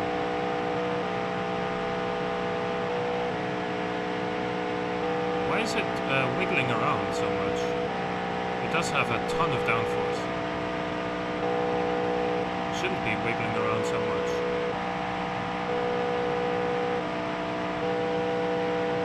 Yeah, 202 seems to be all it's got here.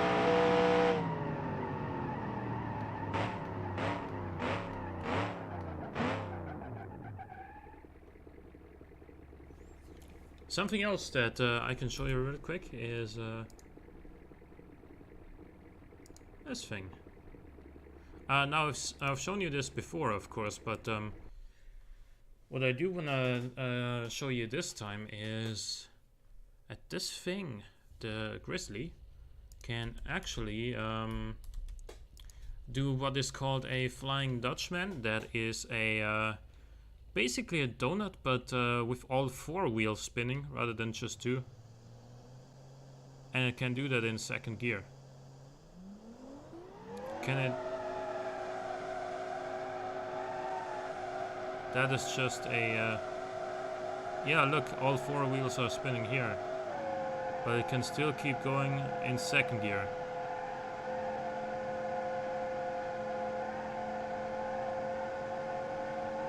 So that is pretty crazy. It does make, I believe, what translates to 895 pound-feet of torque and 800 horsepower.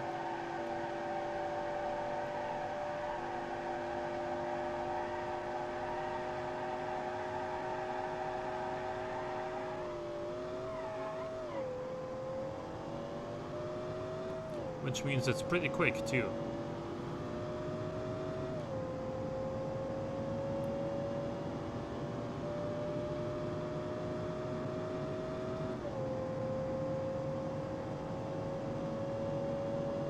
Despite the fact that it weighs like 2,300 something kilograms.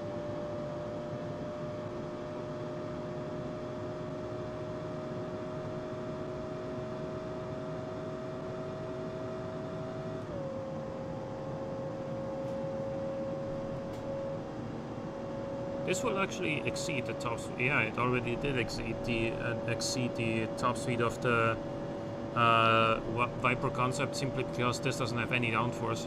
I removed all of the, like I said, all of the front and rear wing angles to 0, which means it's actually the one fast left-hander on the automation track is actually kind of a problem with this car. But apart from that, you know, in a straight line we're currently doing 221, 222. I think 223 is all it's got. I tested this before here.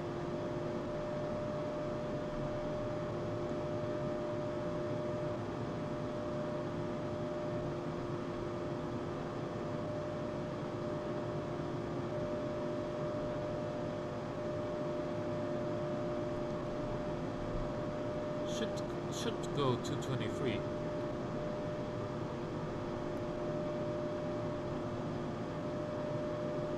Maybe only 222 or whatever.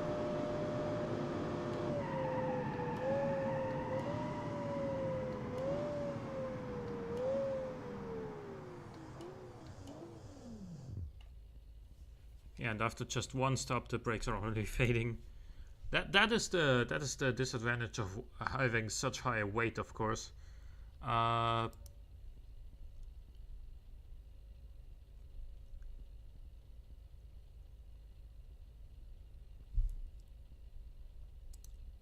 Let's see what this has got.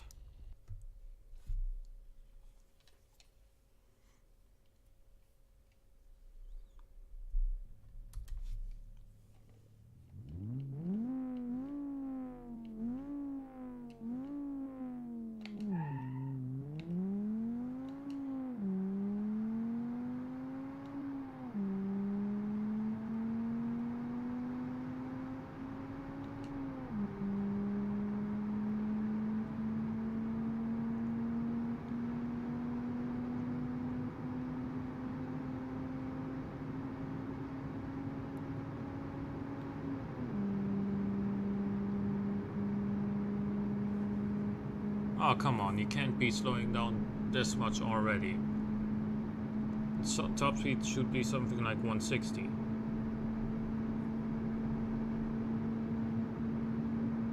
Because this does have 240 horsepower, it would be kind of disappointing if it already stopped accelerating like now.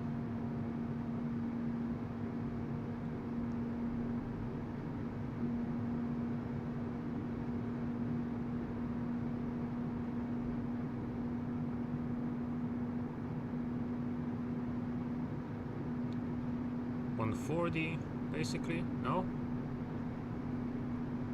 Almost, yeah, got it. Can it really not do much more than 140? That's kind of a bummer, actually.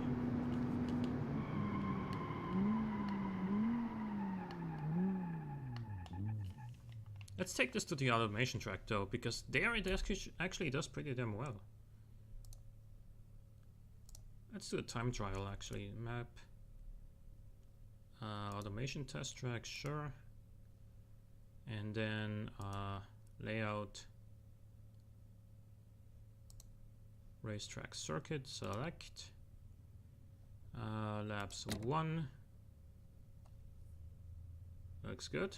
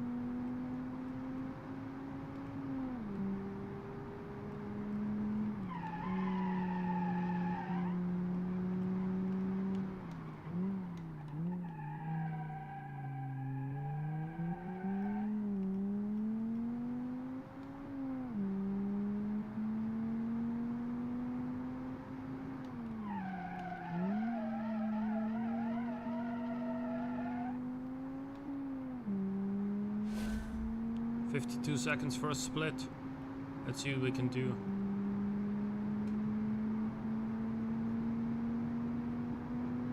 This is like, this inline-5 is actually quite, it's actually pretty quiet, isn't it?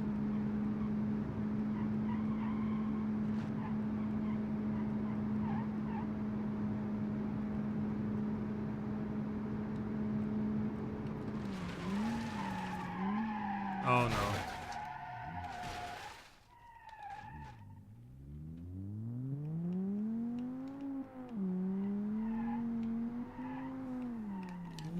Can I restart? No? F7 doesn't work here, okay. Well, let's just drive to the finish line with the damaged car then. It's gonna suck, but...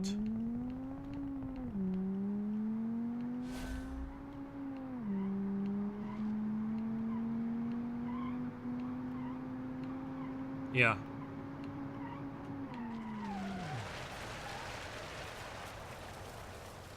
Yeah, it has lost a lot of braking power and it always pulls to the right automatically. Which is great if you wanna go right, but if you wanna go left or straight especially.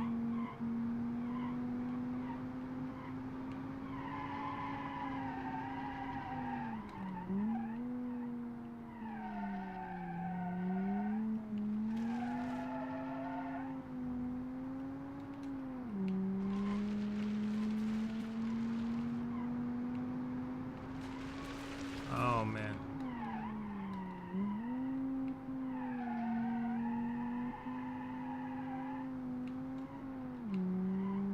Well, we can beat this lap easily, even with this car. I mean, not with how it is right now, but Yeah, we can get this into the like 230 something range or whatever.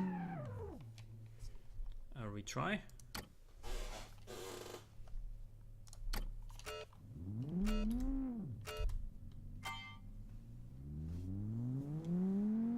Why wouldn't it let me rev up the engine first? This time let's try not to crash, okay? He says as he goes off the track.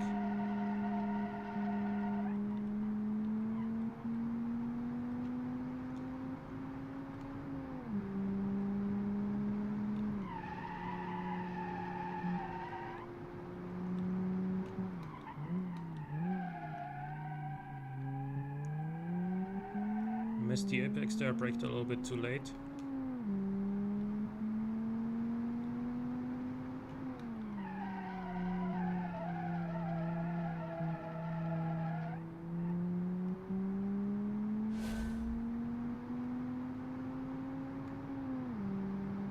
Let's see. We can easily improve the 303 lap time.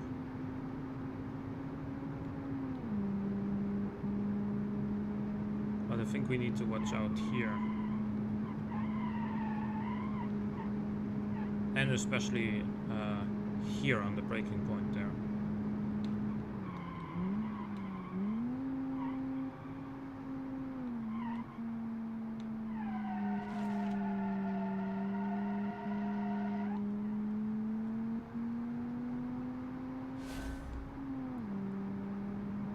One 33.8.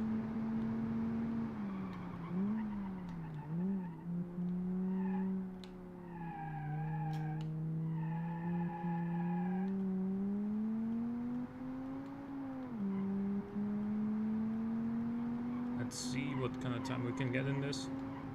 We're kind of getting... Whoa, okay. Kind of getting a little bit closer to the finish line. That was a bad line through that corner. Yeah, that was really bad.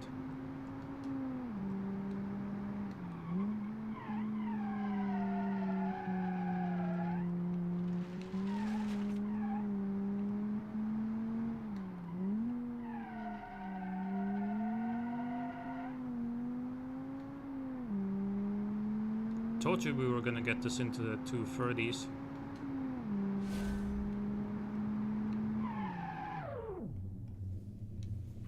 $235, okay.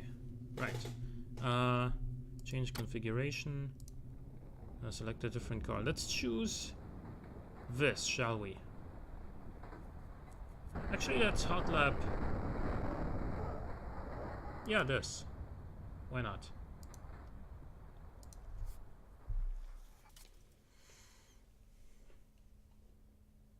Because this is a great handling car, as we determined last week.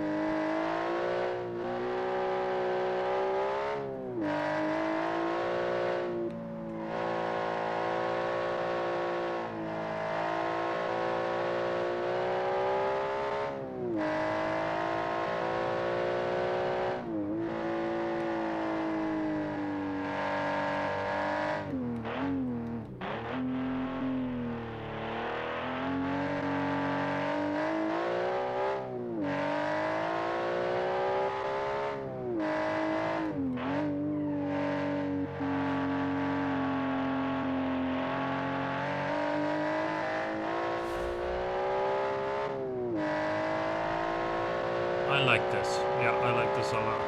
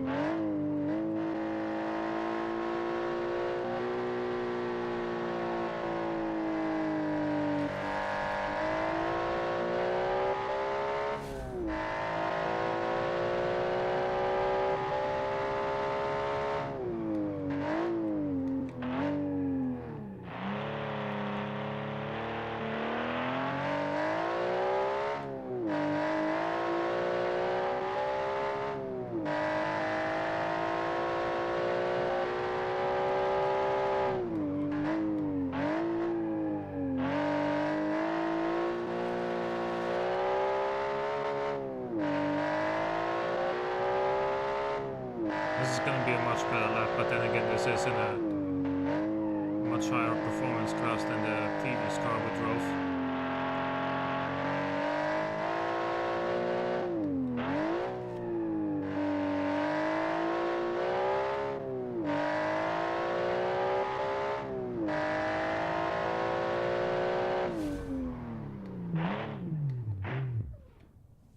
.222, okay.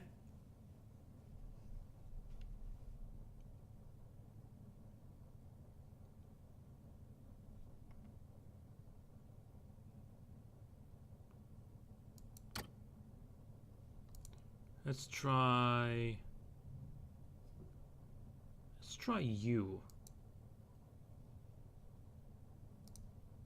I like that car in black.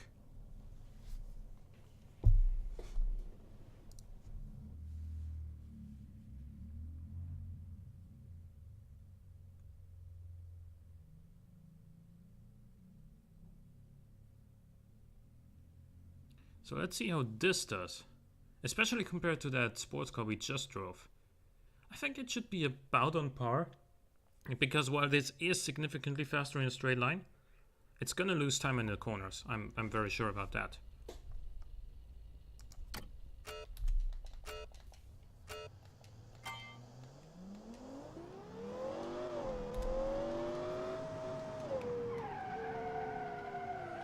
Well, I wanna retry this because, like,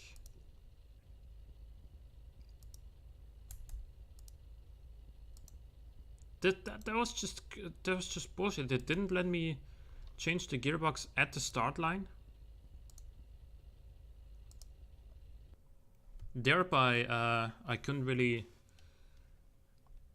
like, it was so many buttons to press to just, you know, get the gearbox in the right gear and also switch. Like, I have to. I don't have a button on the controller to go into realistic mode rather than arcade mode. As a result,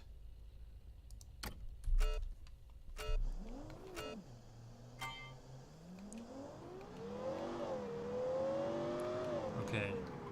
As a result, I couldn't shift appropriately and also brake in time.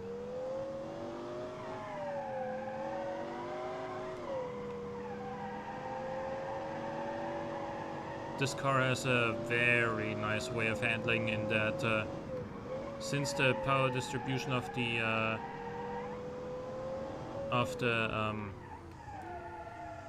all-wheel drive system is 60% rear, and that was a really bad corner. It makes it so that just when you think that, oh no, this car is gonna start understeering a lot, actually what's gonna happen is if you put your foot down in that exact moment, it's gonna start pulling towards the apex again and kick the tail out. But only if you do it right. Yeah, this corner I had to slow down a lot.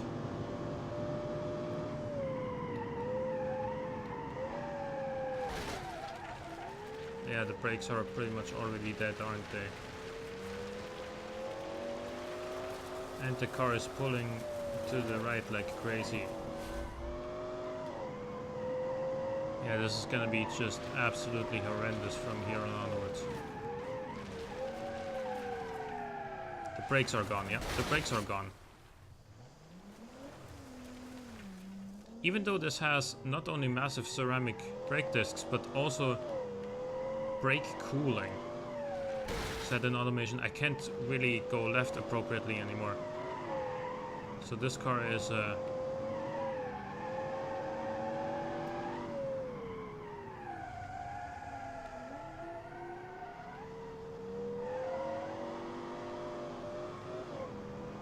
yeah, this car, like, this lap is not gonna tell us the true potential of this car, because I just messed up.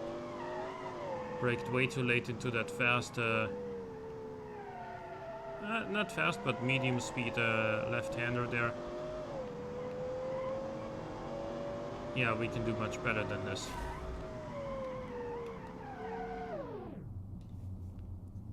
try.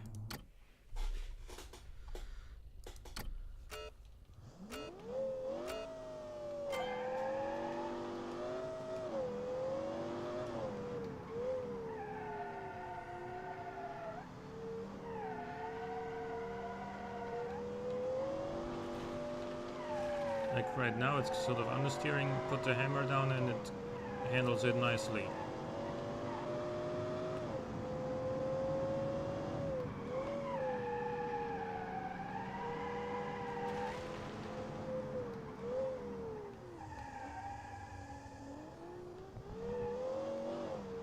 That corner was quite a bit better than last lap.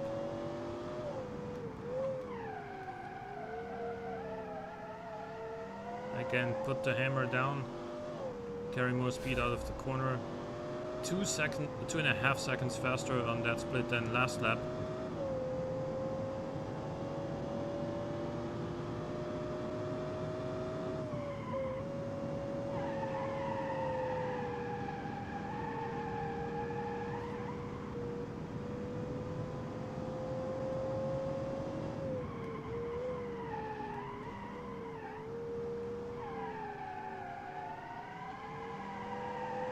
Again, floor it and just power out of the corner.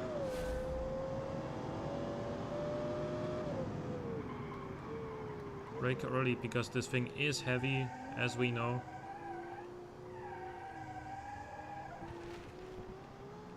The brake temperatures, look at that in the bottom left.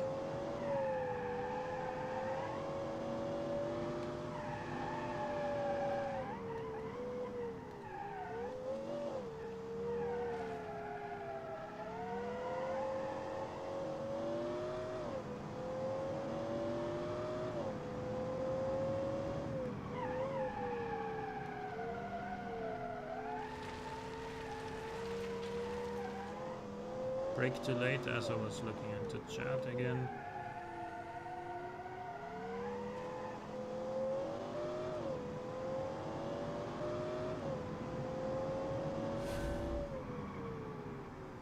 Yeah, the brakes are toast.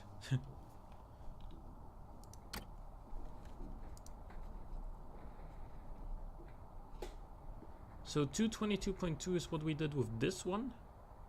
Let's see what we can do with this one. It's gonna be slower, but by how much?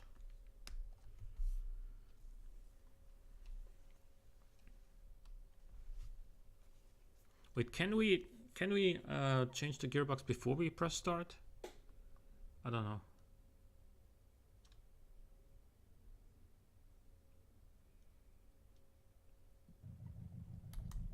We can't.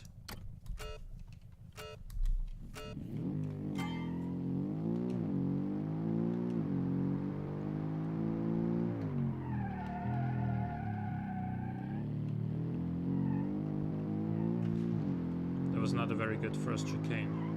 I'll tell you that straight up.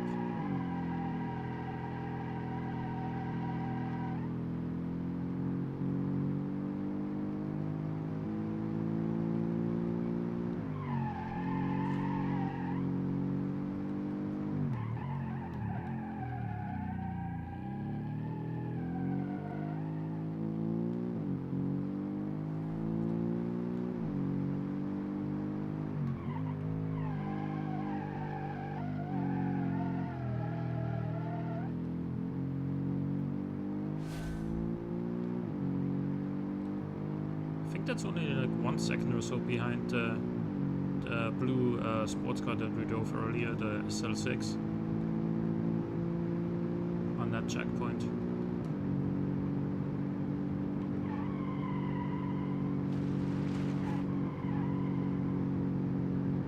Decent enough there.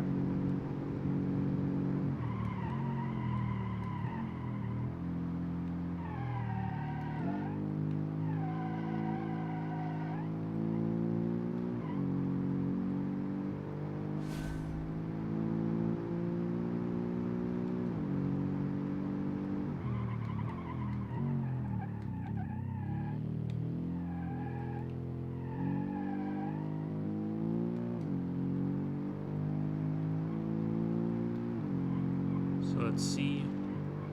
just how quickly we can finish this lap in this one.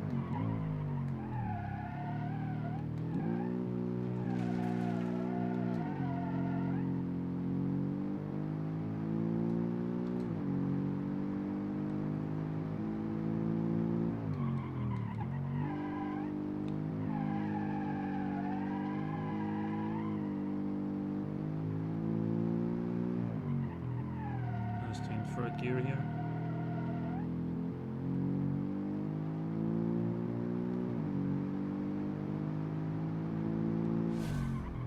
So it was about 3.5 seconds slower than the SL6, but it was still a decent time.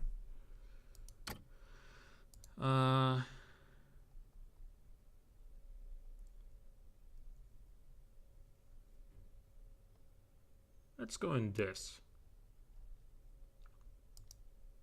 That should probably be the quickest car.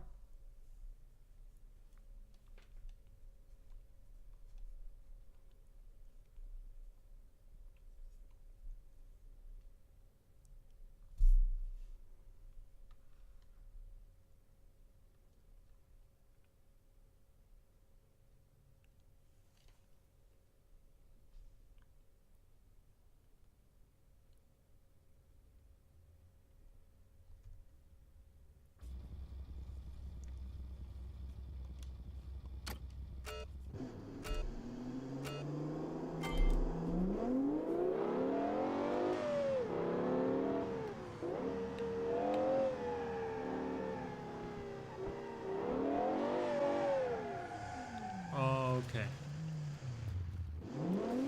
I'm gonna try this again.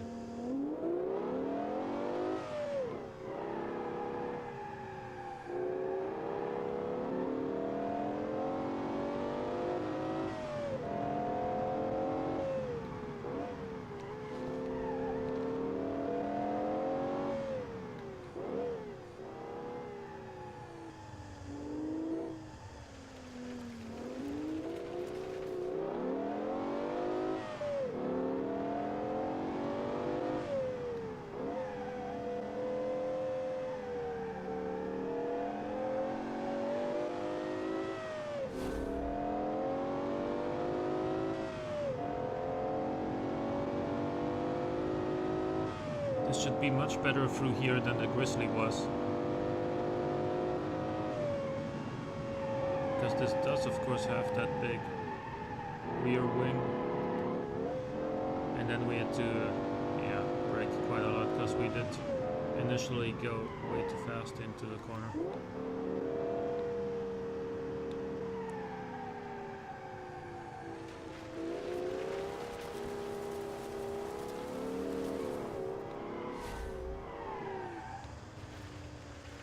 Did not spin there actually, but we did of course lose a lot of time doing this.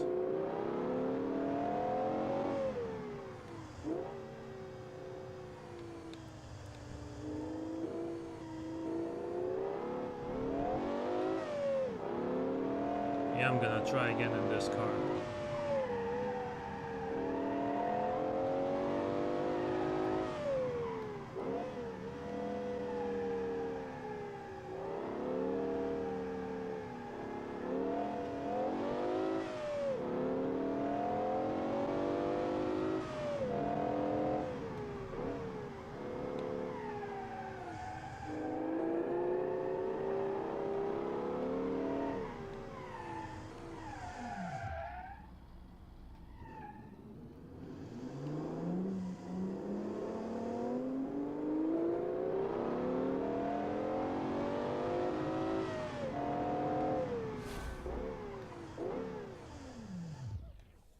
Gonna retry.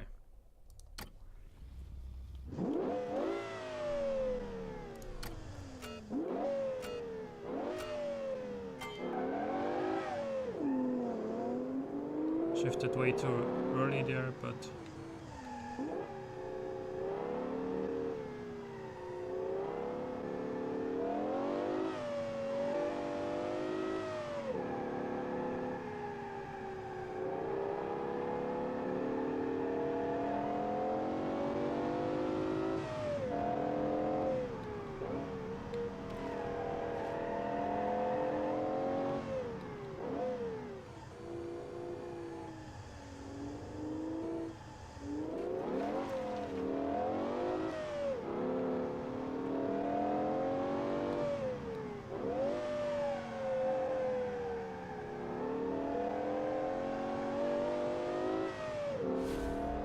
50 seconds until there, huh? It should definitely make up some time here in this following section though.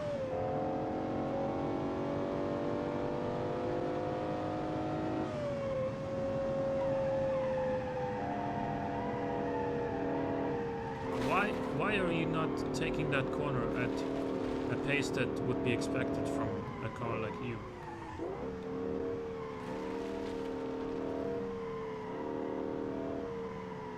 Even at 116 miles an hour, which is way lower than we take it in some other cars, even there,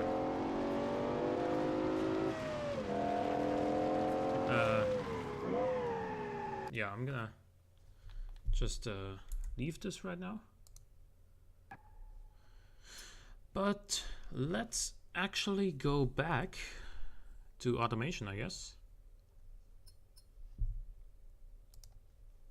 So let's switch real quick.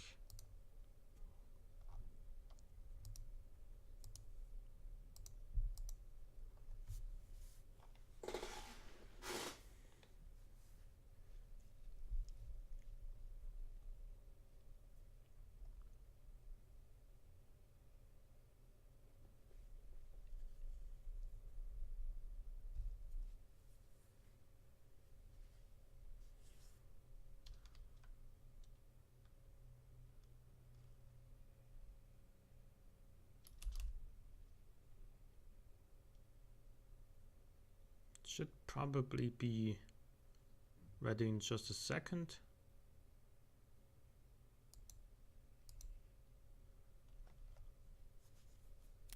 Okay. Yeah, so we wanted to give this thing a slightly bigger tires, maybe a little bit of downforce.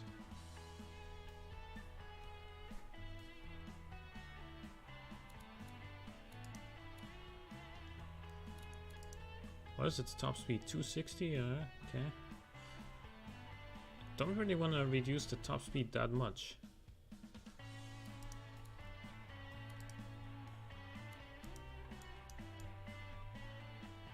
We do want like 245s on this maybe.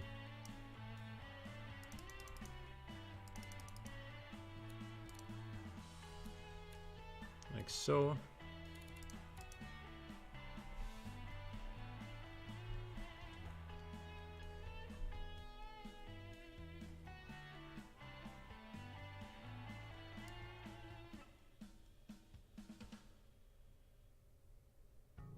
Oh, this doesn't... Do you not have a lip on the front? You do. Yeah, okay, now it does something.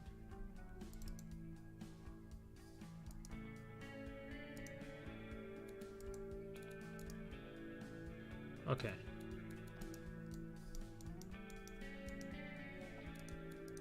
Save it like this and export it again. Should handle quite a bit better now, I think.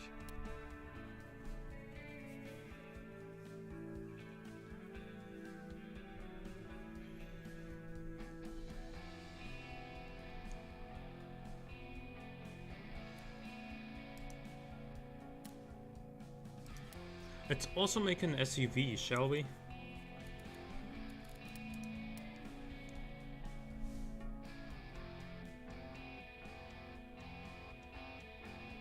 Like a 2008 or whatever.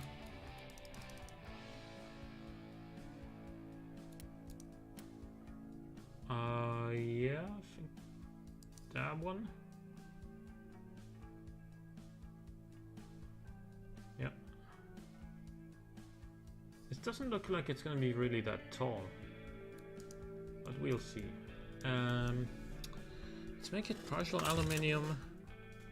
And then a monocoque, because this is gonna be a more of a road SUV than an off-roader. Right, like that. And it's gonna get a V8 engine. aluminium, dual overhead cam 4 hours per cylinder. And it's gonna be like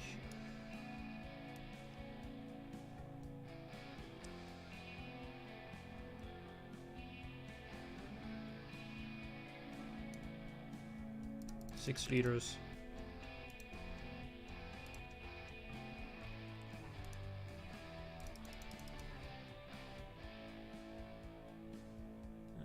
I guess I'm gonna go with like 2.5 and then decrease this a little bit,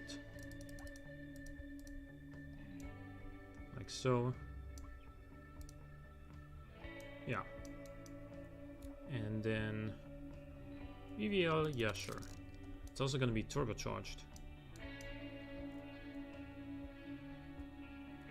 That's gonna be a performance SUV, sort of like a Porsche Cayenne Turbo S. EVT on all cams.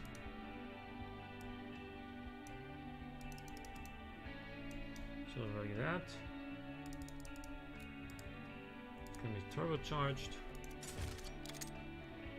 I need a lot bigger of an intercooler, and we are gonna need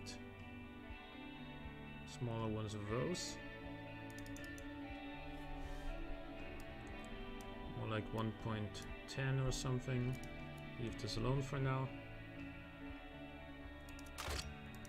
The engine bay is full, it better be full, that's what it's there for, you know.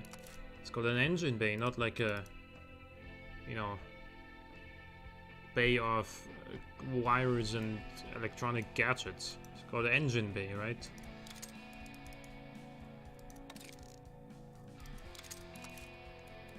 Oh, we do actually have a decent amount of power already. Perhaps even more than I would have wanted, really. Then again, can you ever have too much power in an SUV? I don't think you can.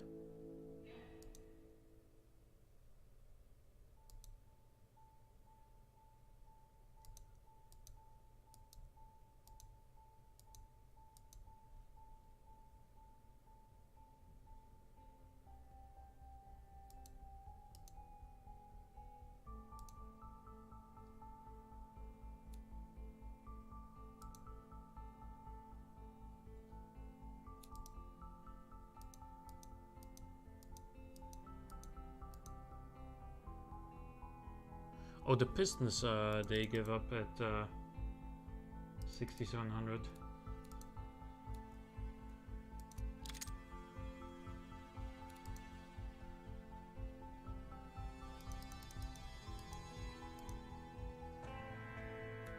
And the Conrad's at 7,000. Okay, so we should really not go too high. We should probably reduce this just a little bit, so we can maybe make the power a little bit earlier. And we can't really. 650 horsepower is enough though, like.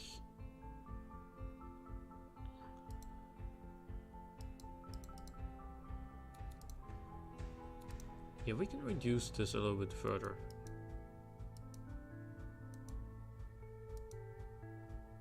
And then maybe like increase the boost to sort of help us out. Make the peak power a little bit earlier, maybe? No? Decrease the compressor 1 or 2.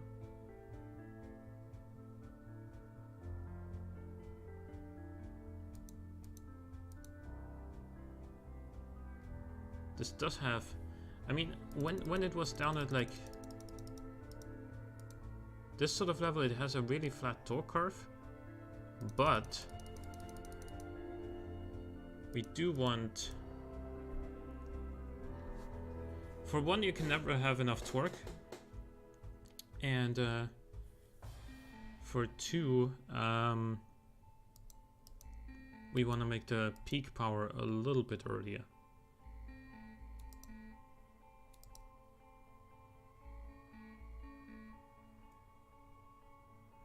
Yeah, now we make too much torque, don't we?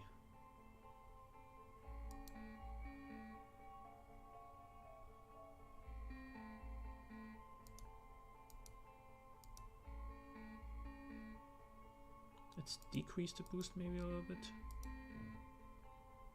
It doesn't help that much.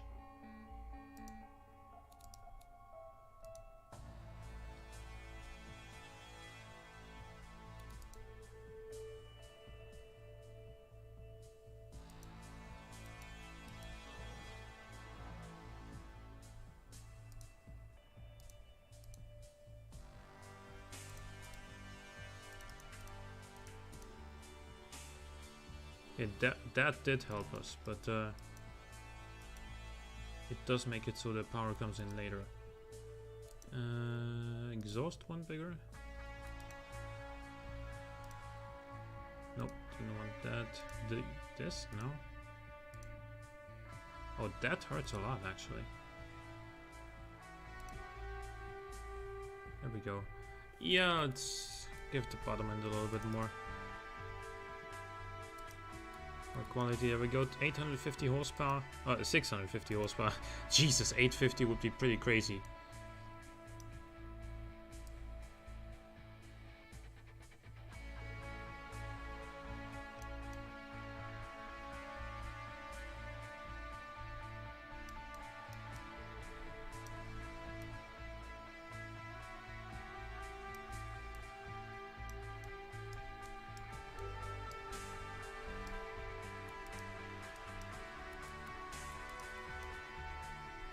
Yeah. And then, what sort of lights do we give this? I think something like this, maybe? And again, that would make it look like the Porsche Cayenne, wouldn't it?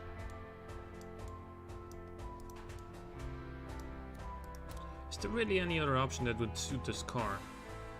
It's not a particularly good-looking body to begin with. Like the shape of the front end just screams Porsche Cayenne.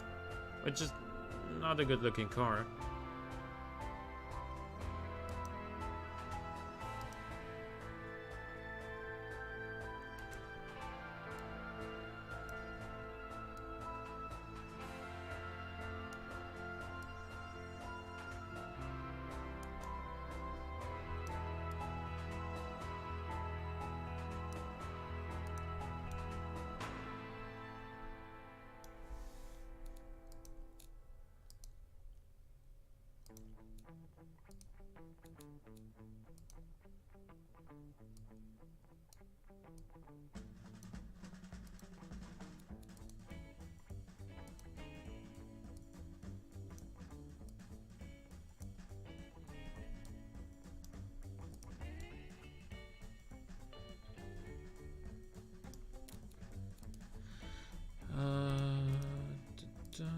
That.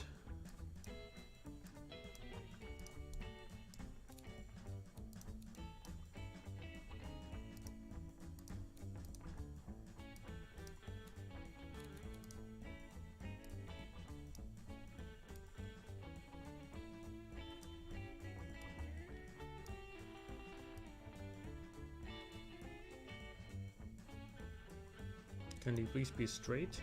No? Also, what's the red? Okay. Now it looks like an opal.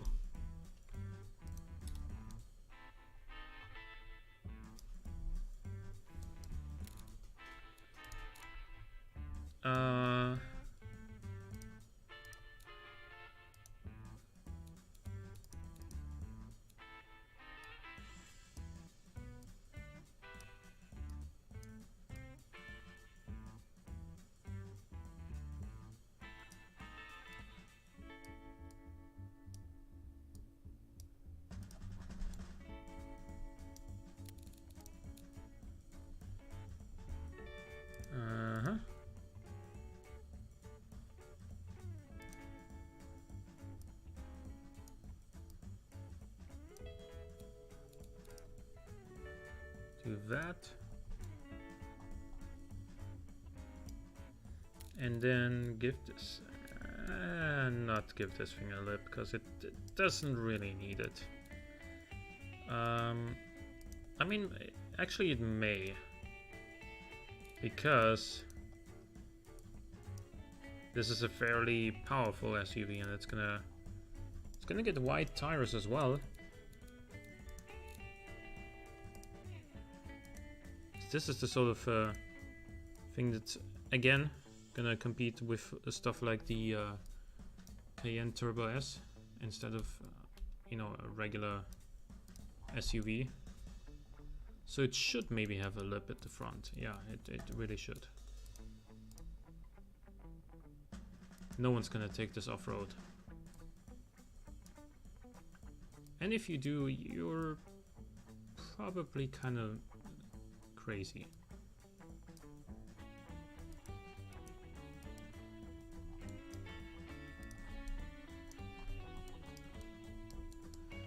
Give this different rims, of course, stuff like this, I guess, or this.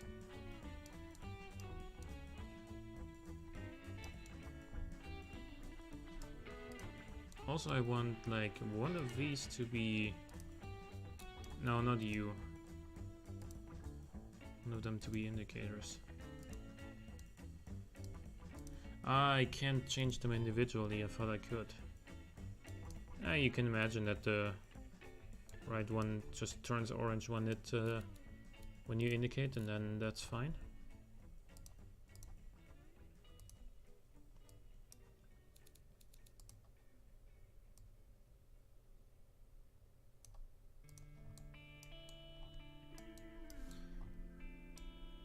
Let's actually go back here and make the window trim chrome. Actually, all trim chrome. Pillar. Oh, okay.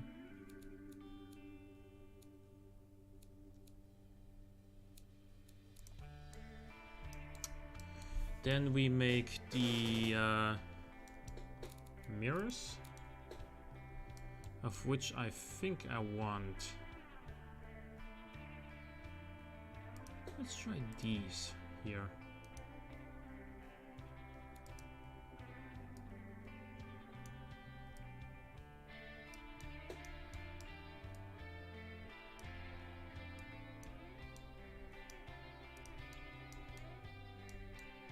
Yeah, okay. They do look kind of, I mean, they don't look that bad, but especially from here, yeah, whatever. It's just mirrors. Get over it.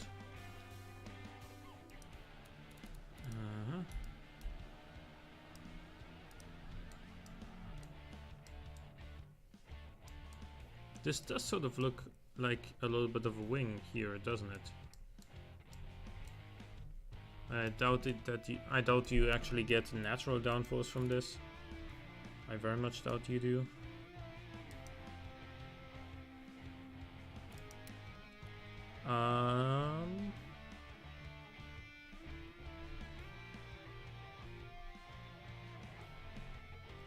What kind of taillights do we want for this?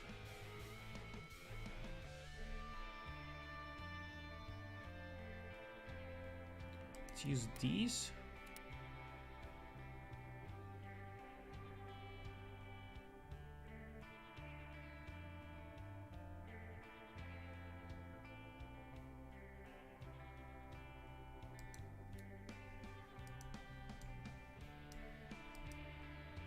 Oh, you can't change the red components there, I forgot.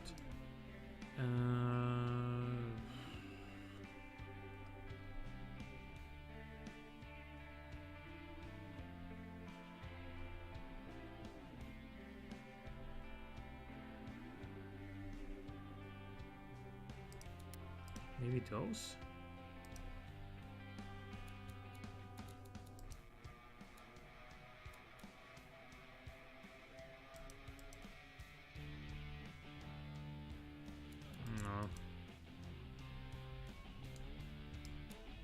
So that would be the whole area, right? Yeah.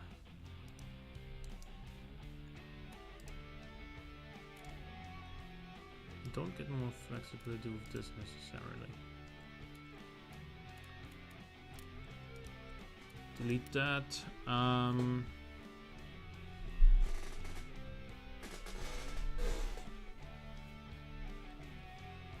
could give it these.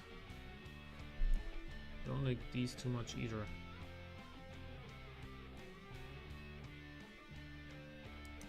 Let's see how much we can change on these ones. They very much clash. Like they... Yeah, I don't like that. That maybe.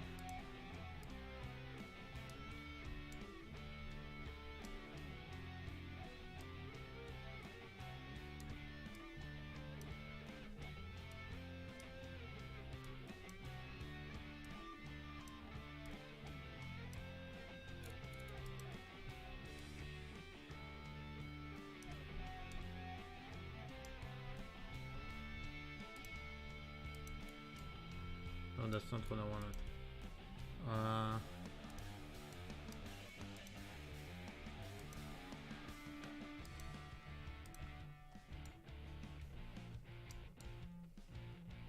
wanna change like this little red edge next to the reverse light. But I don't think I can.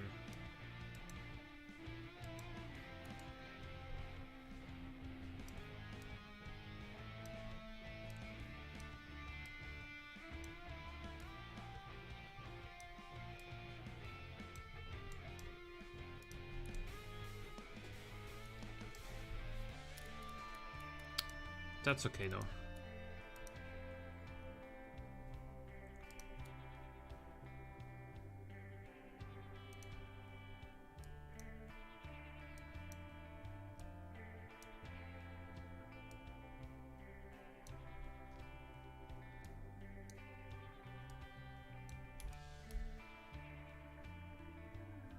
Let's do this.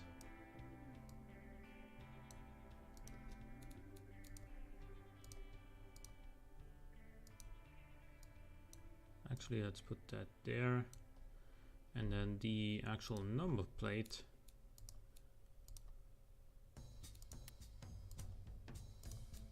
Right here.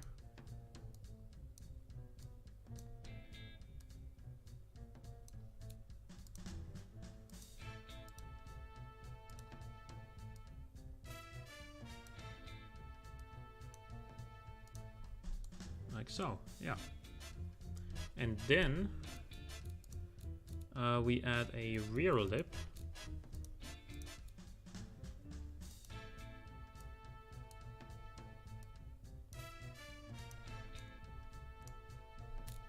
And we're gonna get like quad exhausts.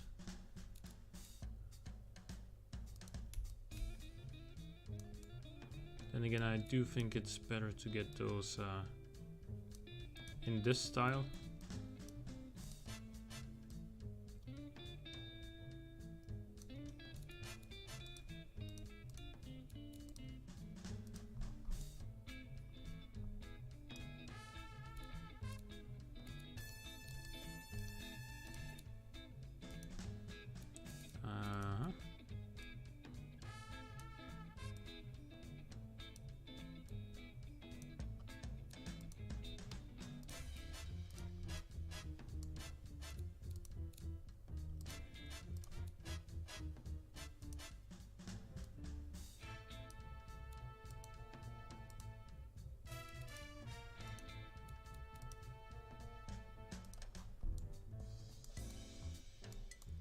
And let's add a third brake light.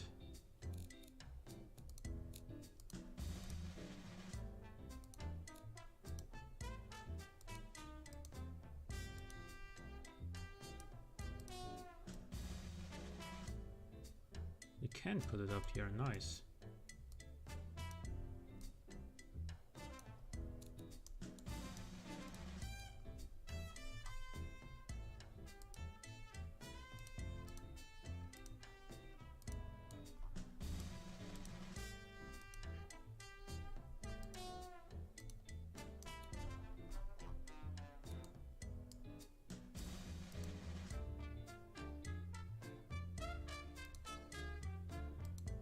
Oh, that's that.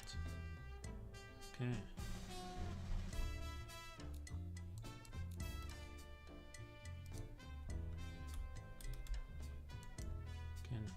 avert that, but okay. Yeah, okay. I think these are gonna be the aesthetics. This is gonna be all-wheel drive. It's gonna have 2008. It's gonna have a sequential gearbox, 6-speed. And yeah, it's gonna be better than that BMW SMG.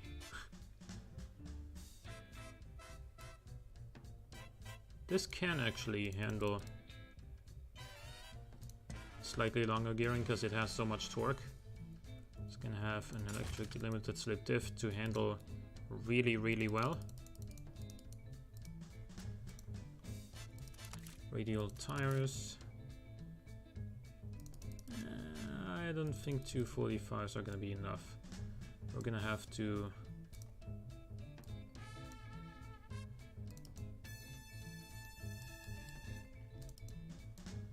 increase that a little bit.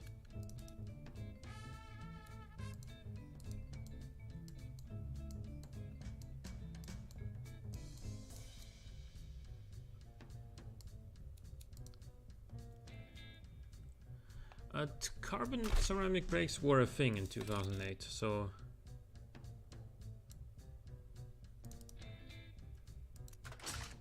this car is gonna have them.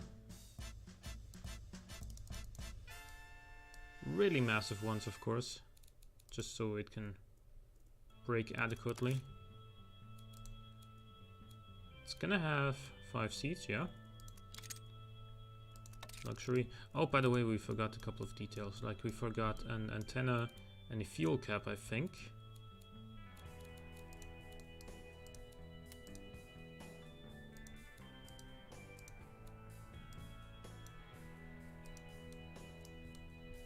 Yep, no fuel cap for this one.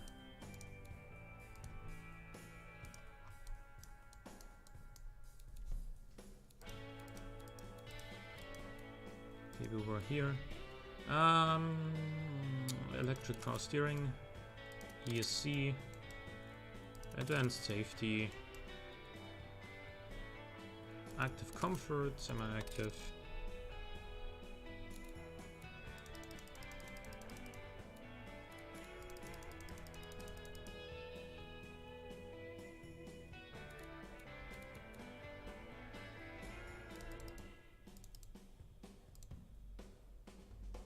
Alright, and then this does still have almost 40 comfort.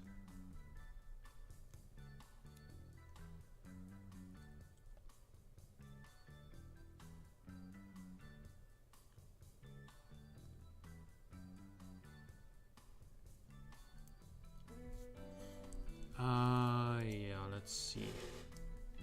Exactly 650 horsepower as well, so that's pretty nice.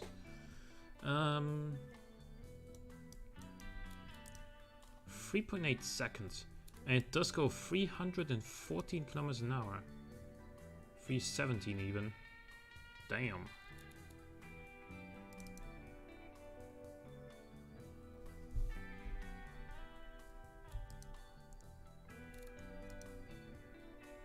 But again, this is really heavy.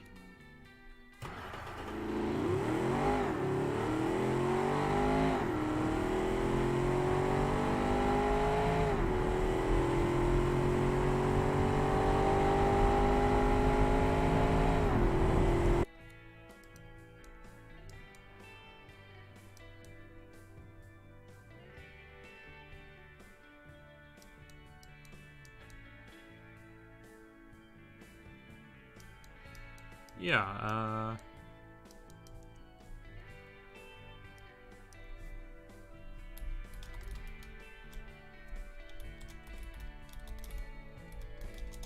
X for, well, the off-roaders, and then 6.0.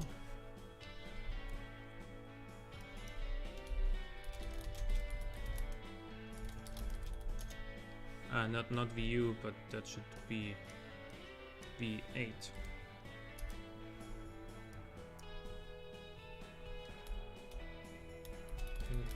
650.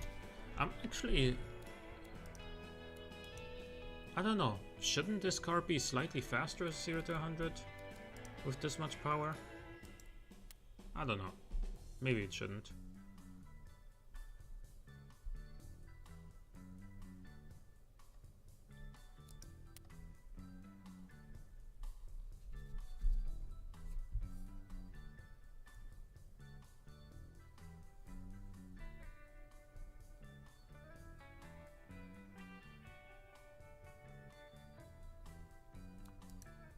Okay.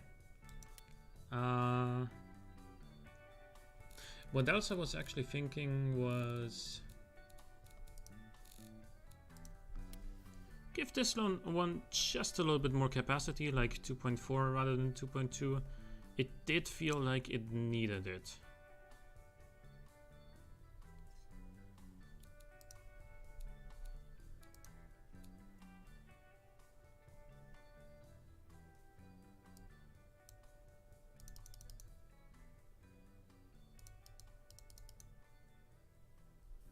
Like so. And then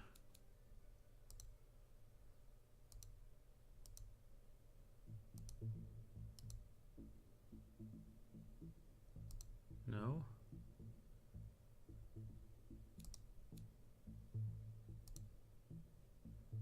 $193 horsepower.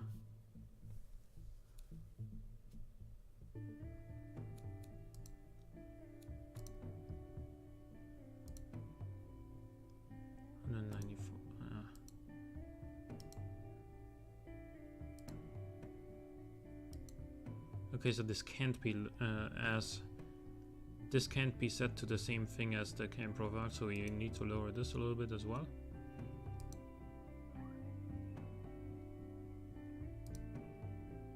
Now the engine's knocking a little bit.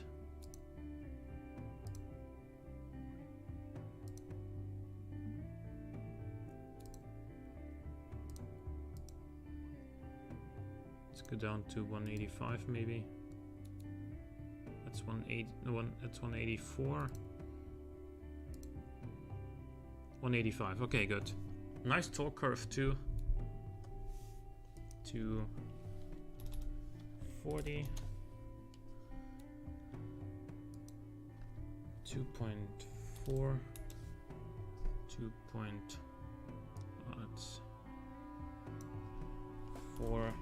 185. The extra 10 horsepower is probably gonna be offset by the little bit of extra weight, I think. But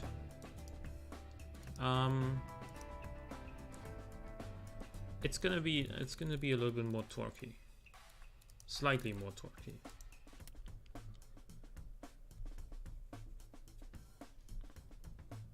It didn't need much last time, I thought, but it did need just a little bit.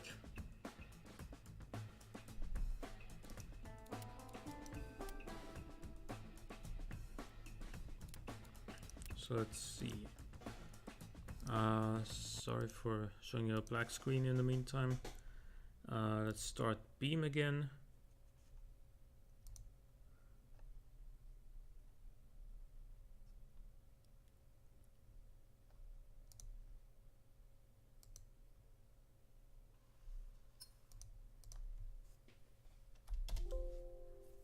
Blung. Yeah, that Windows always makes that sound when I put Beam into full screen using Alt plus Enter.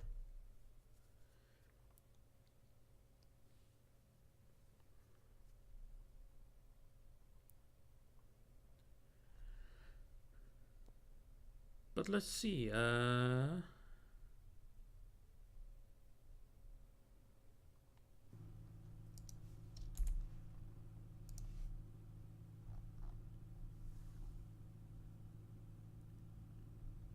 Well, we made this, and we also made this. I think that's all, isn't it?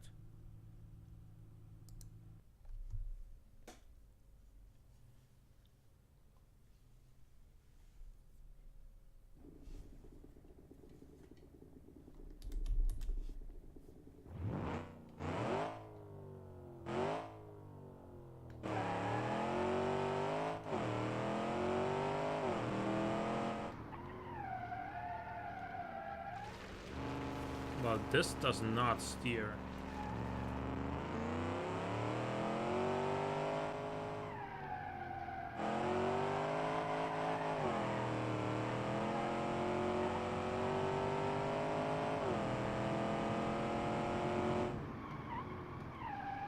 In a straight line is fast though.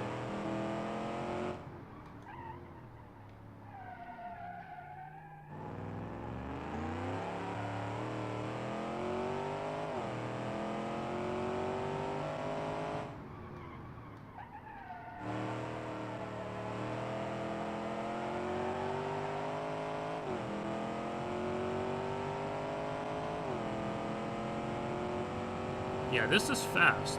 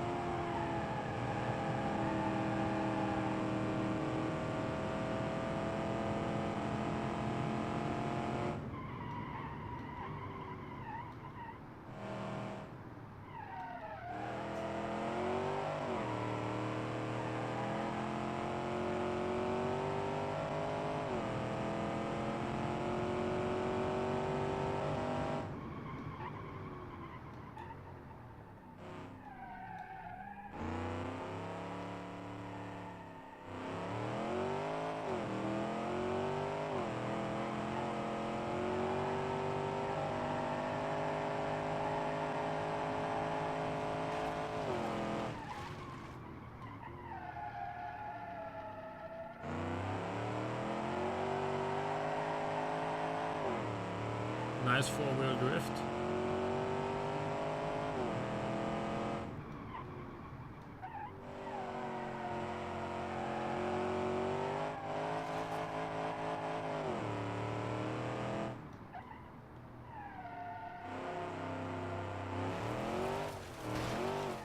It does not want to go for corners quickly though. It really doesn't. Then again, just look at the size of this thing. It's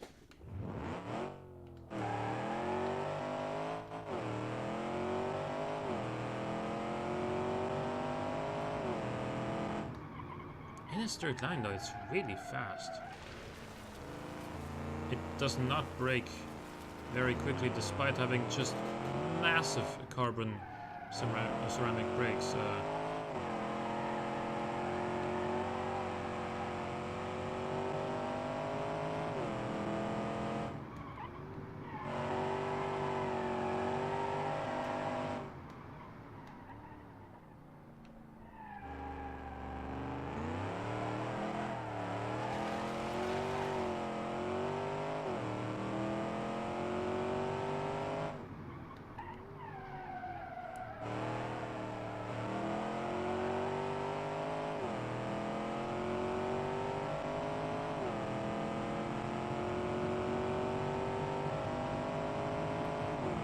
Yeah, I want to take a ride in this SUV, holy shit.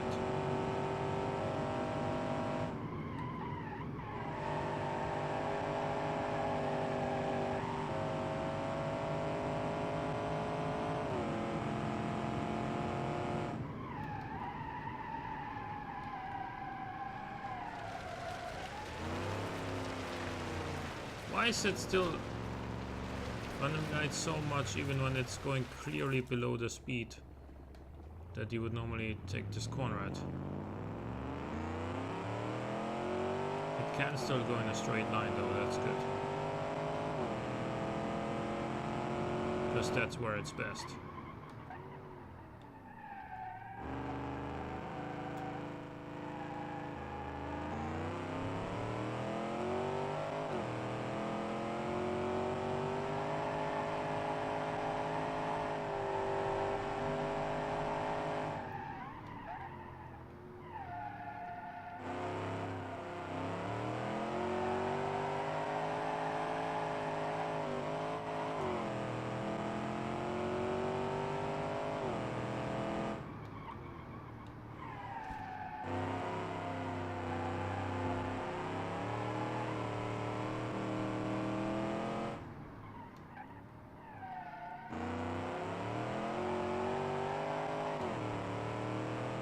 That was a nice drift out of that corner.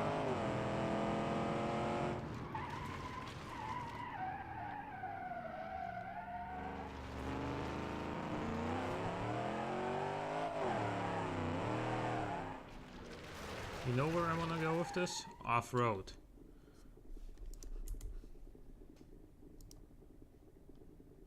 Free roam.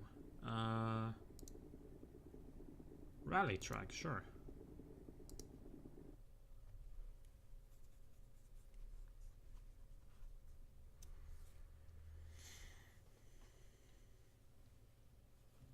Let's see how it does there.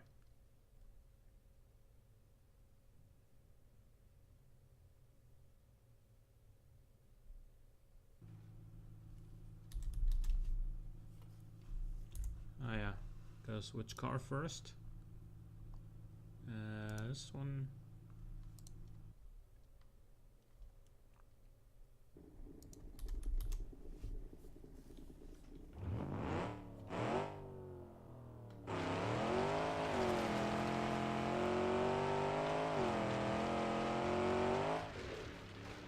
Oh man, shit.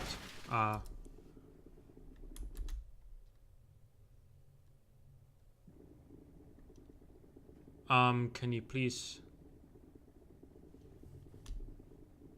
put me back up onto my 4 wheels rather than onto my roof? No? Okay. Let's just spawn you then.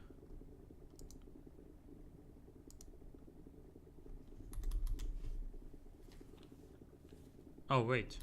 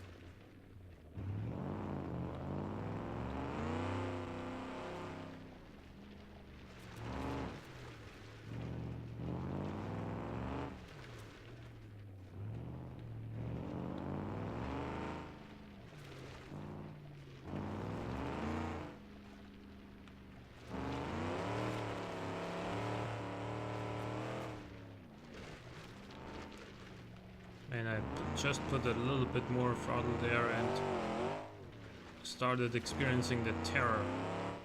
Like, this engine is hauling.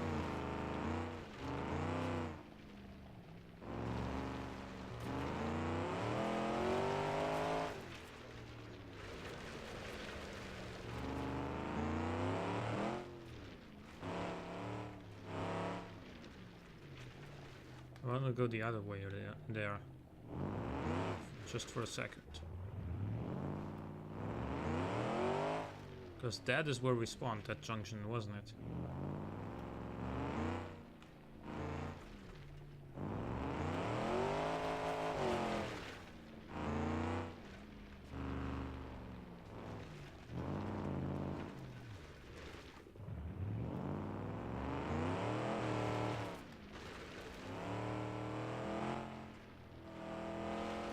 Wait, there's a ramp? Yes, there is. So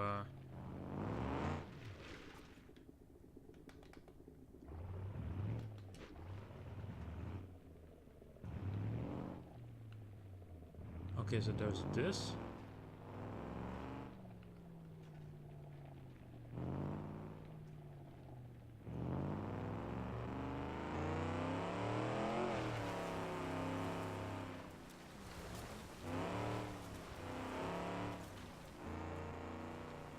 I can't really aim at this very well though, because there's so many like bushes and whatnot between.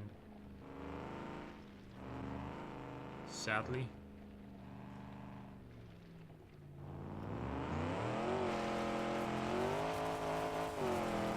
I can go fairly quickly over this. Yeah. And yeah, we're on our...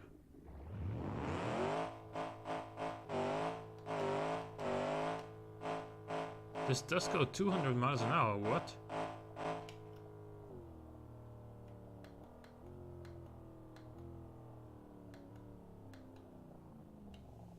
Okay, well,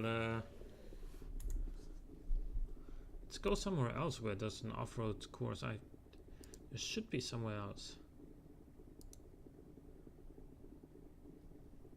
Maybe not there. Jungle Rock Island. That sounds like it. Peninsula, sure.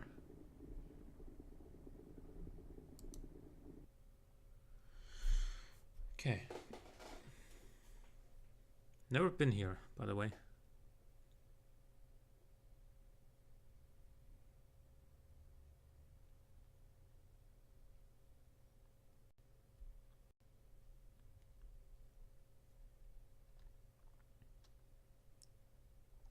Gonna take a sip of water real quick.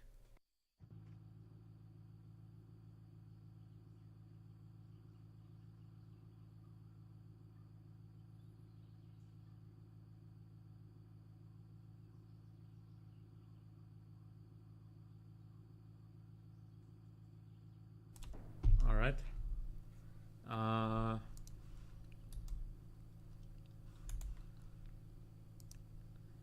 So let's get back into this.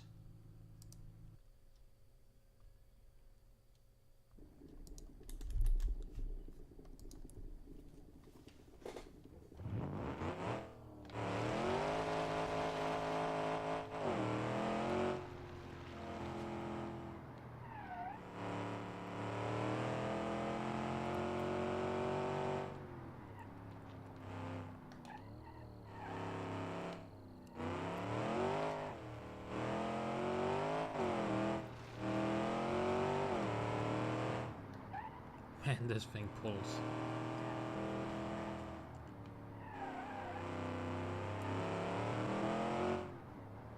Not just because this engine is powerful and has a lot of torque, also because this thing is just all-wheel drive. There's no wheel spin, there's no drama, it just hooks up and goes.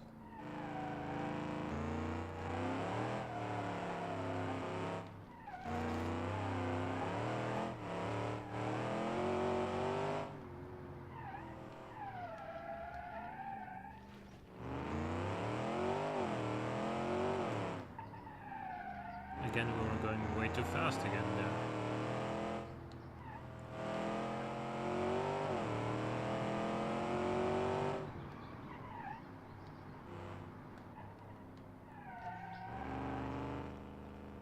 We could have followed that path downwards there, because I do want to go a little bit off-roading in this.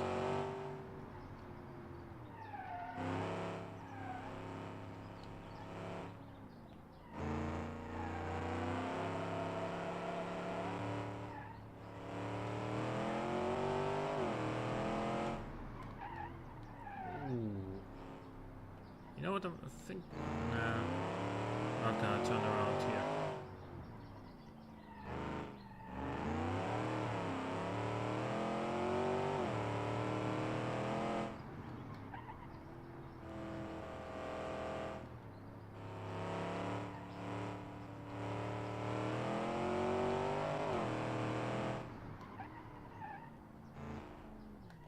I think that's close to where we spawned, isn't it? Let's go up here.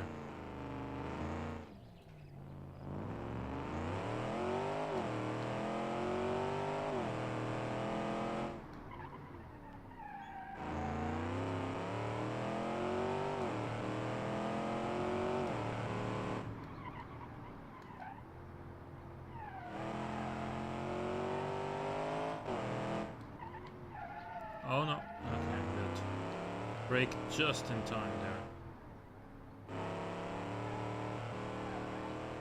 Good thing there's no traffic in this game.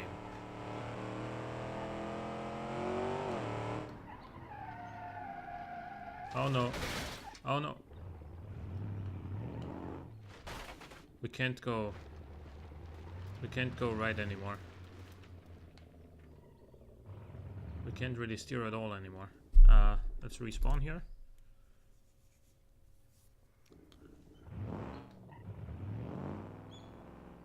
Where does this lead? Nowhere, okay.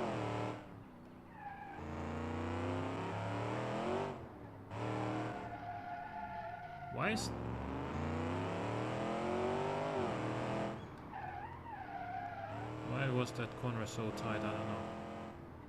I want to go down there to the beach, but I don't think I can from here. And I think we just completed a lap around this part of the road, didn't we? Can't go down there, I don't think.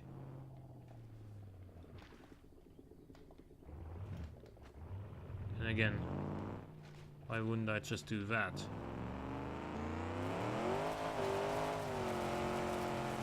Awesome.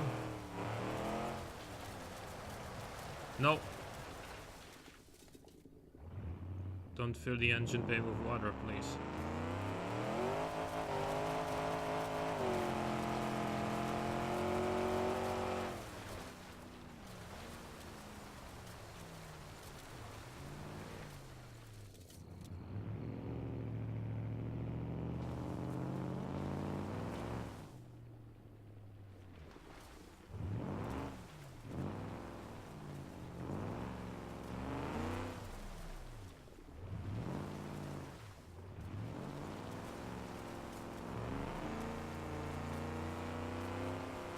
Please let me go back up. The wheels are just spinning.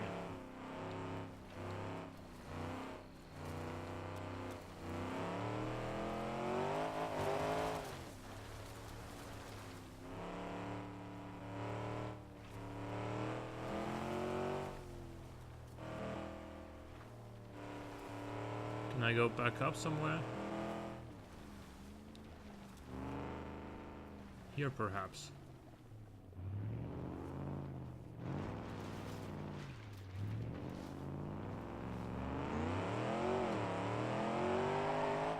Back to the madness. That is the acceleration on this thing.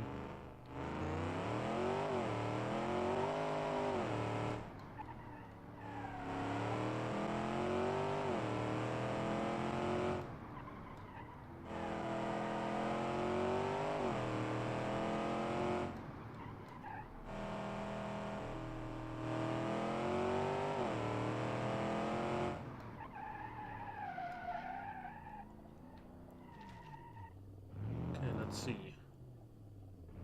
I don't think we've been that way, but we've certainly not been this way.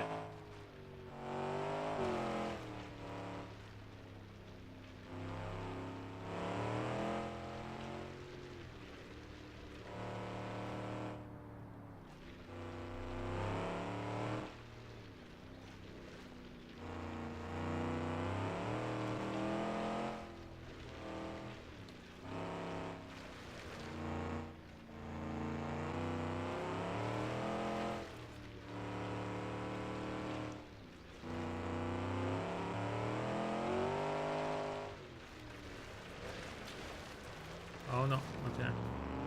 Nothing major. Just a little nick. Or a little dent.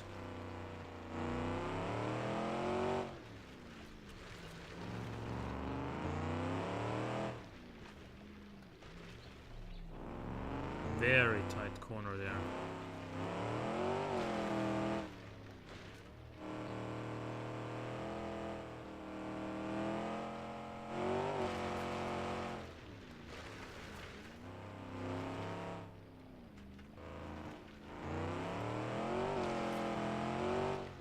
Already up to 60 or close to 60 miles an hour there again on like a second and a half of being on the throttle. I think if I was... Oh, yeah. Even before I made that crash, I was gonna say, if I was my own passenger in this car, I would probably crap myself. Oh, and yeah, that confirms that. Yeah.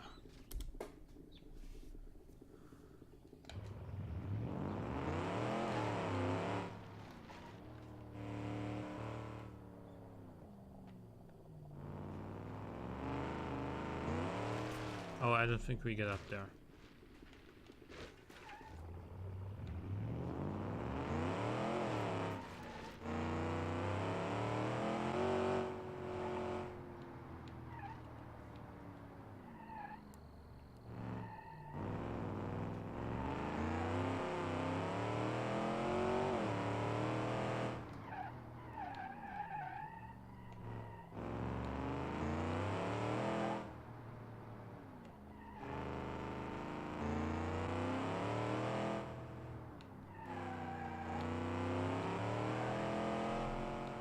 Let's see if there's anywhere else we want to explore.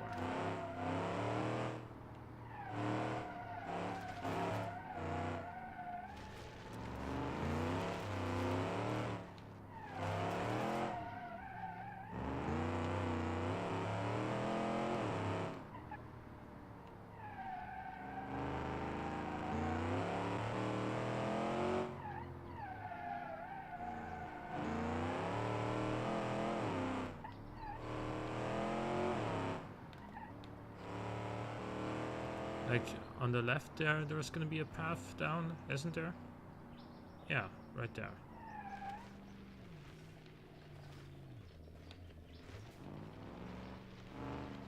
Man, that is a narrow path.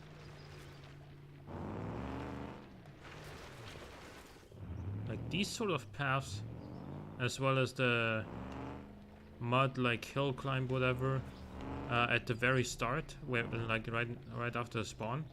That's the sort of stuff where you almost need a dirt bike. Like you can't really do that very well with a car. But here, obviously, now that there's space, we can do our thing. But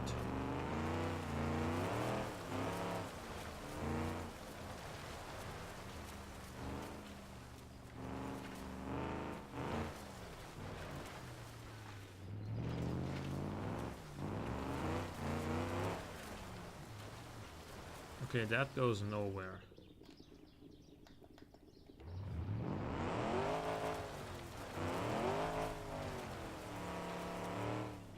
J turned into a drift.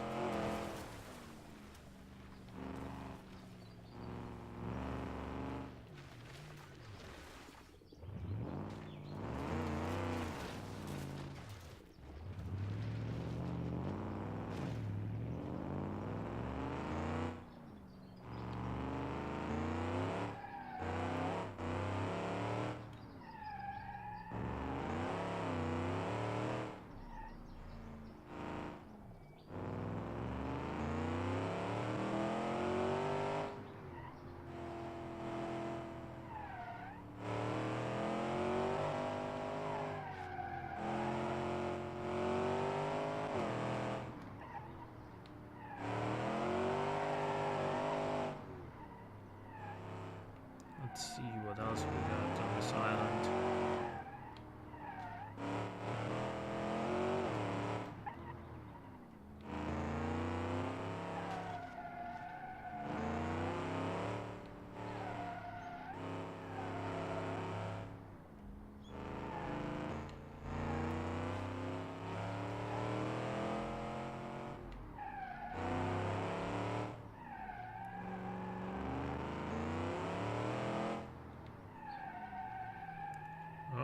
Like right there, going down that channel, you need a dirt bike. You're not gonna be able to do that with a car, especially not with one as wide and prosperous as this.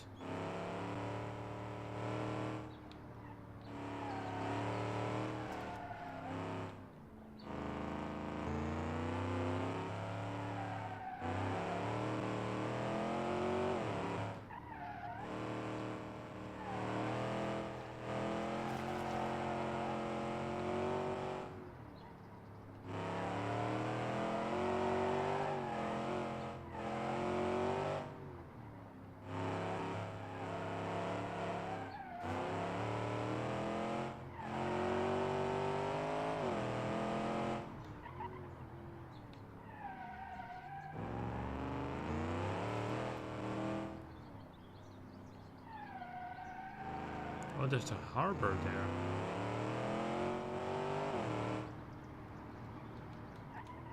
I think we may be able to reach it this way. Yeah.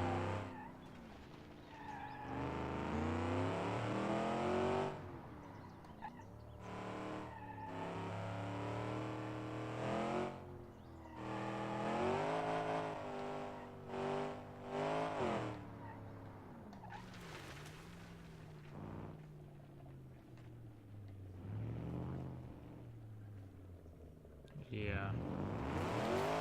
Turning circle on this one isn't particularly great. mean, who would have thought, right?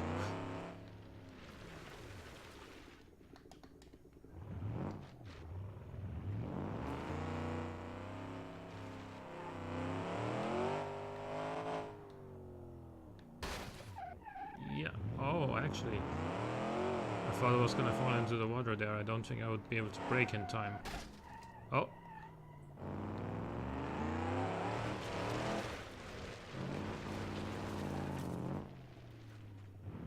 I think I want to leave this place. This is not the sort of place where this car feels at home.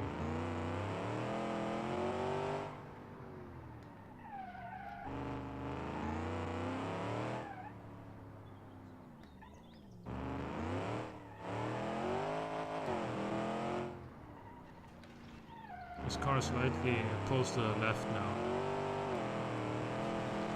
Yeah. Gotta reset. Otherwise, with this thing's brute power, we might get ourselves into some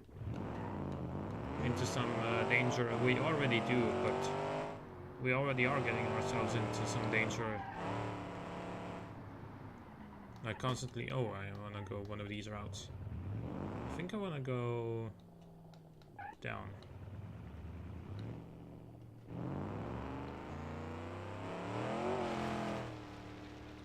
See where this leads. Oh, okay.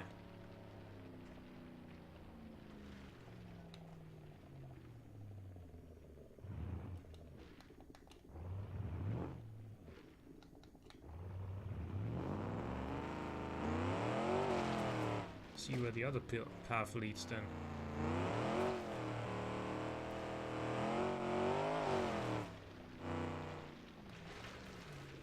Like this one.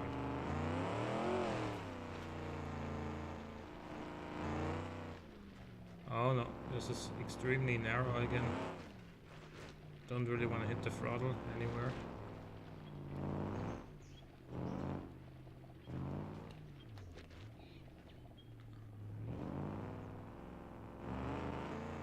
Yeah, for this sort of area you need a bike. Is there a bike in BeamNG? Or are there exclusively like cars? Man, this is an extremely bouncy road. This isn't exactly the softest car you can drive. So it doesn't really handle these all that well.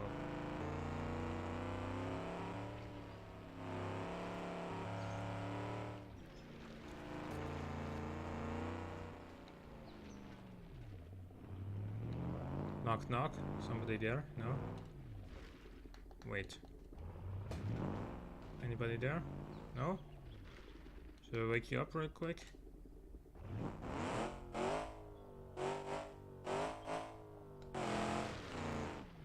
Okay.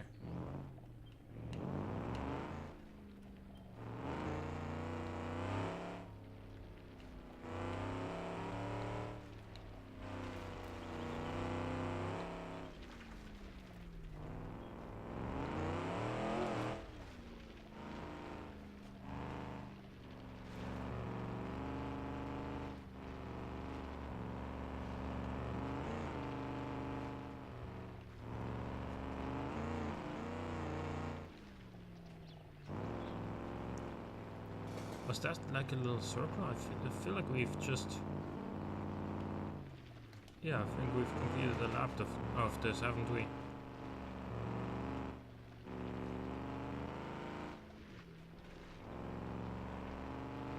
No, I don't think we have.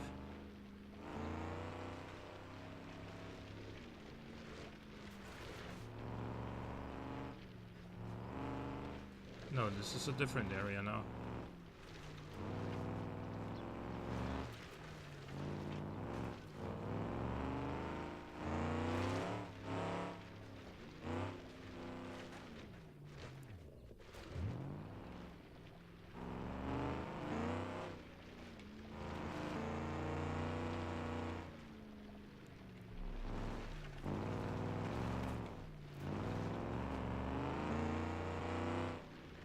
But this car is really the proof that sort of, you know,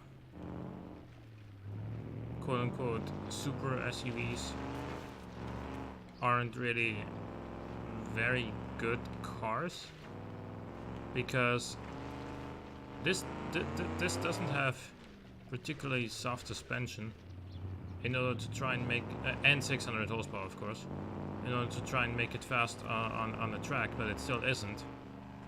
And doing all the things that we did to make it what it is severely compromised its off-road capabilities. Therefore, it's not really that fast on-road, and it's not all that good off-road either. So, it doesn't really have any particular like strength, except for going in a straight line. But then, why don't you just buy, you know, a muscle car?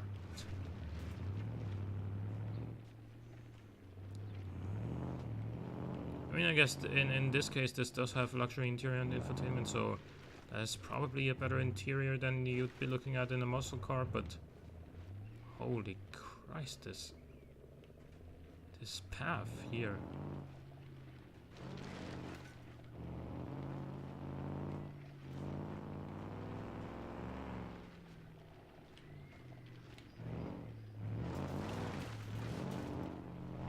Struggling for grip.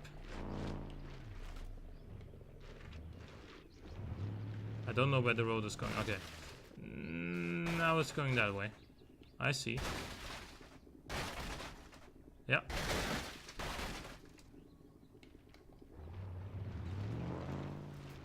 I'm surprised this thing still drives, but yeah, it's not driving really well anymore. Due to all those impacts, of course.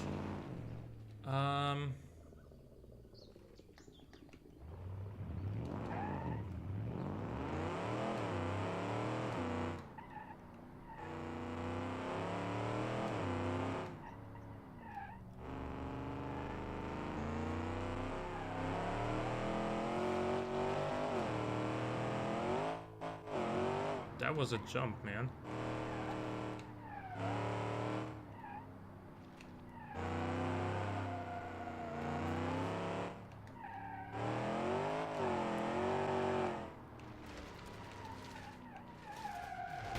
And that was a crash. You know what? I think I want to go somewhere else with this. I want to actually see how fast this goes in a straight line. If the 200 mile an hour top speed is actually accurate, then that's one hell of an SUV, isn't it?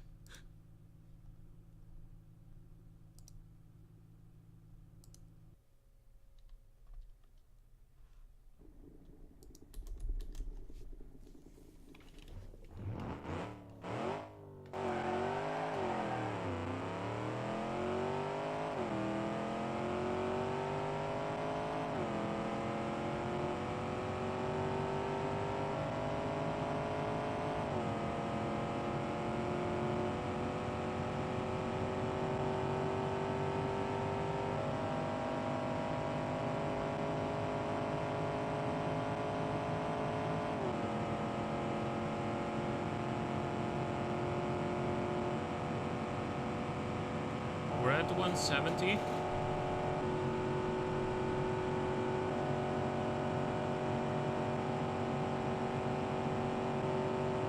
I don't think we're gonna reach 200. And if we do, we're gonna be 5 years older by then.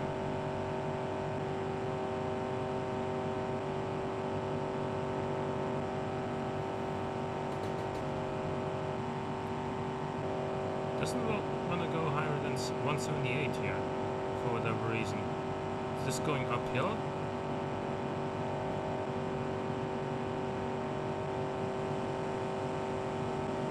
I don't think this is uphill.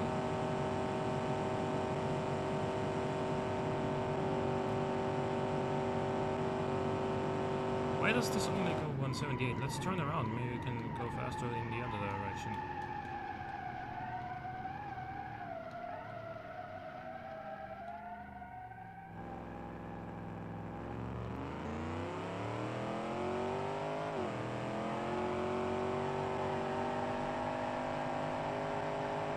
Yeah, I think this way does go slightly downhill now, doesn't it?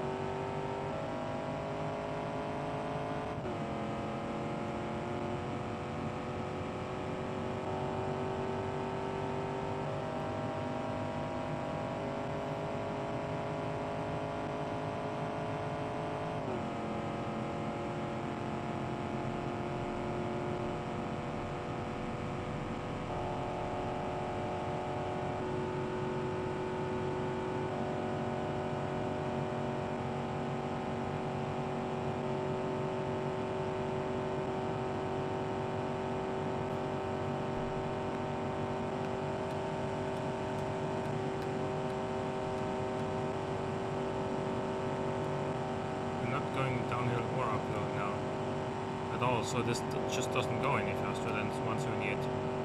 That's a disappointment, actually. I thought it would be faster because in automation according to automation it should go like 190 or whatever, something like that.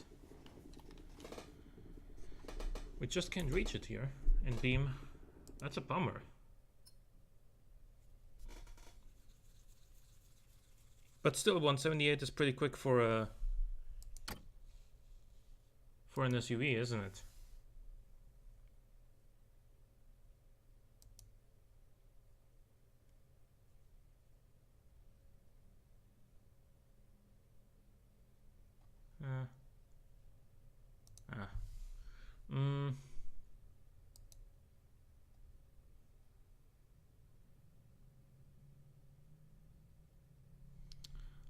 I think I'm actually gonna just call it for the day.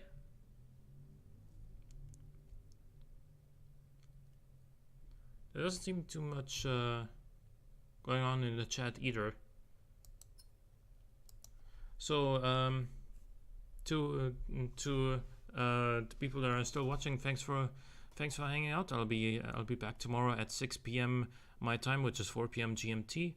Hope to see you there and have a wonderful evening. Bye bye.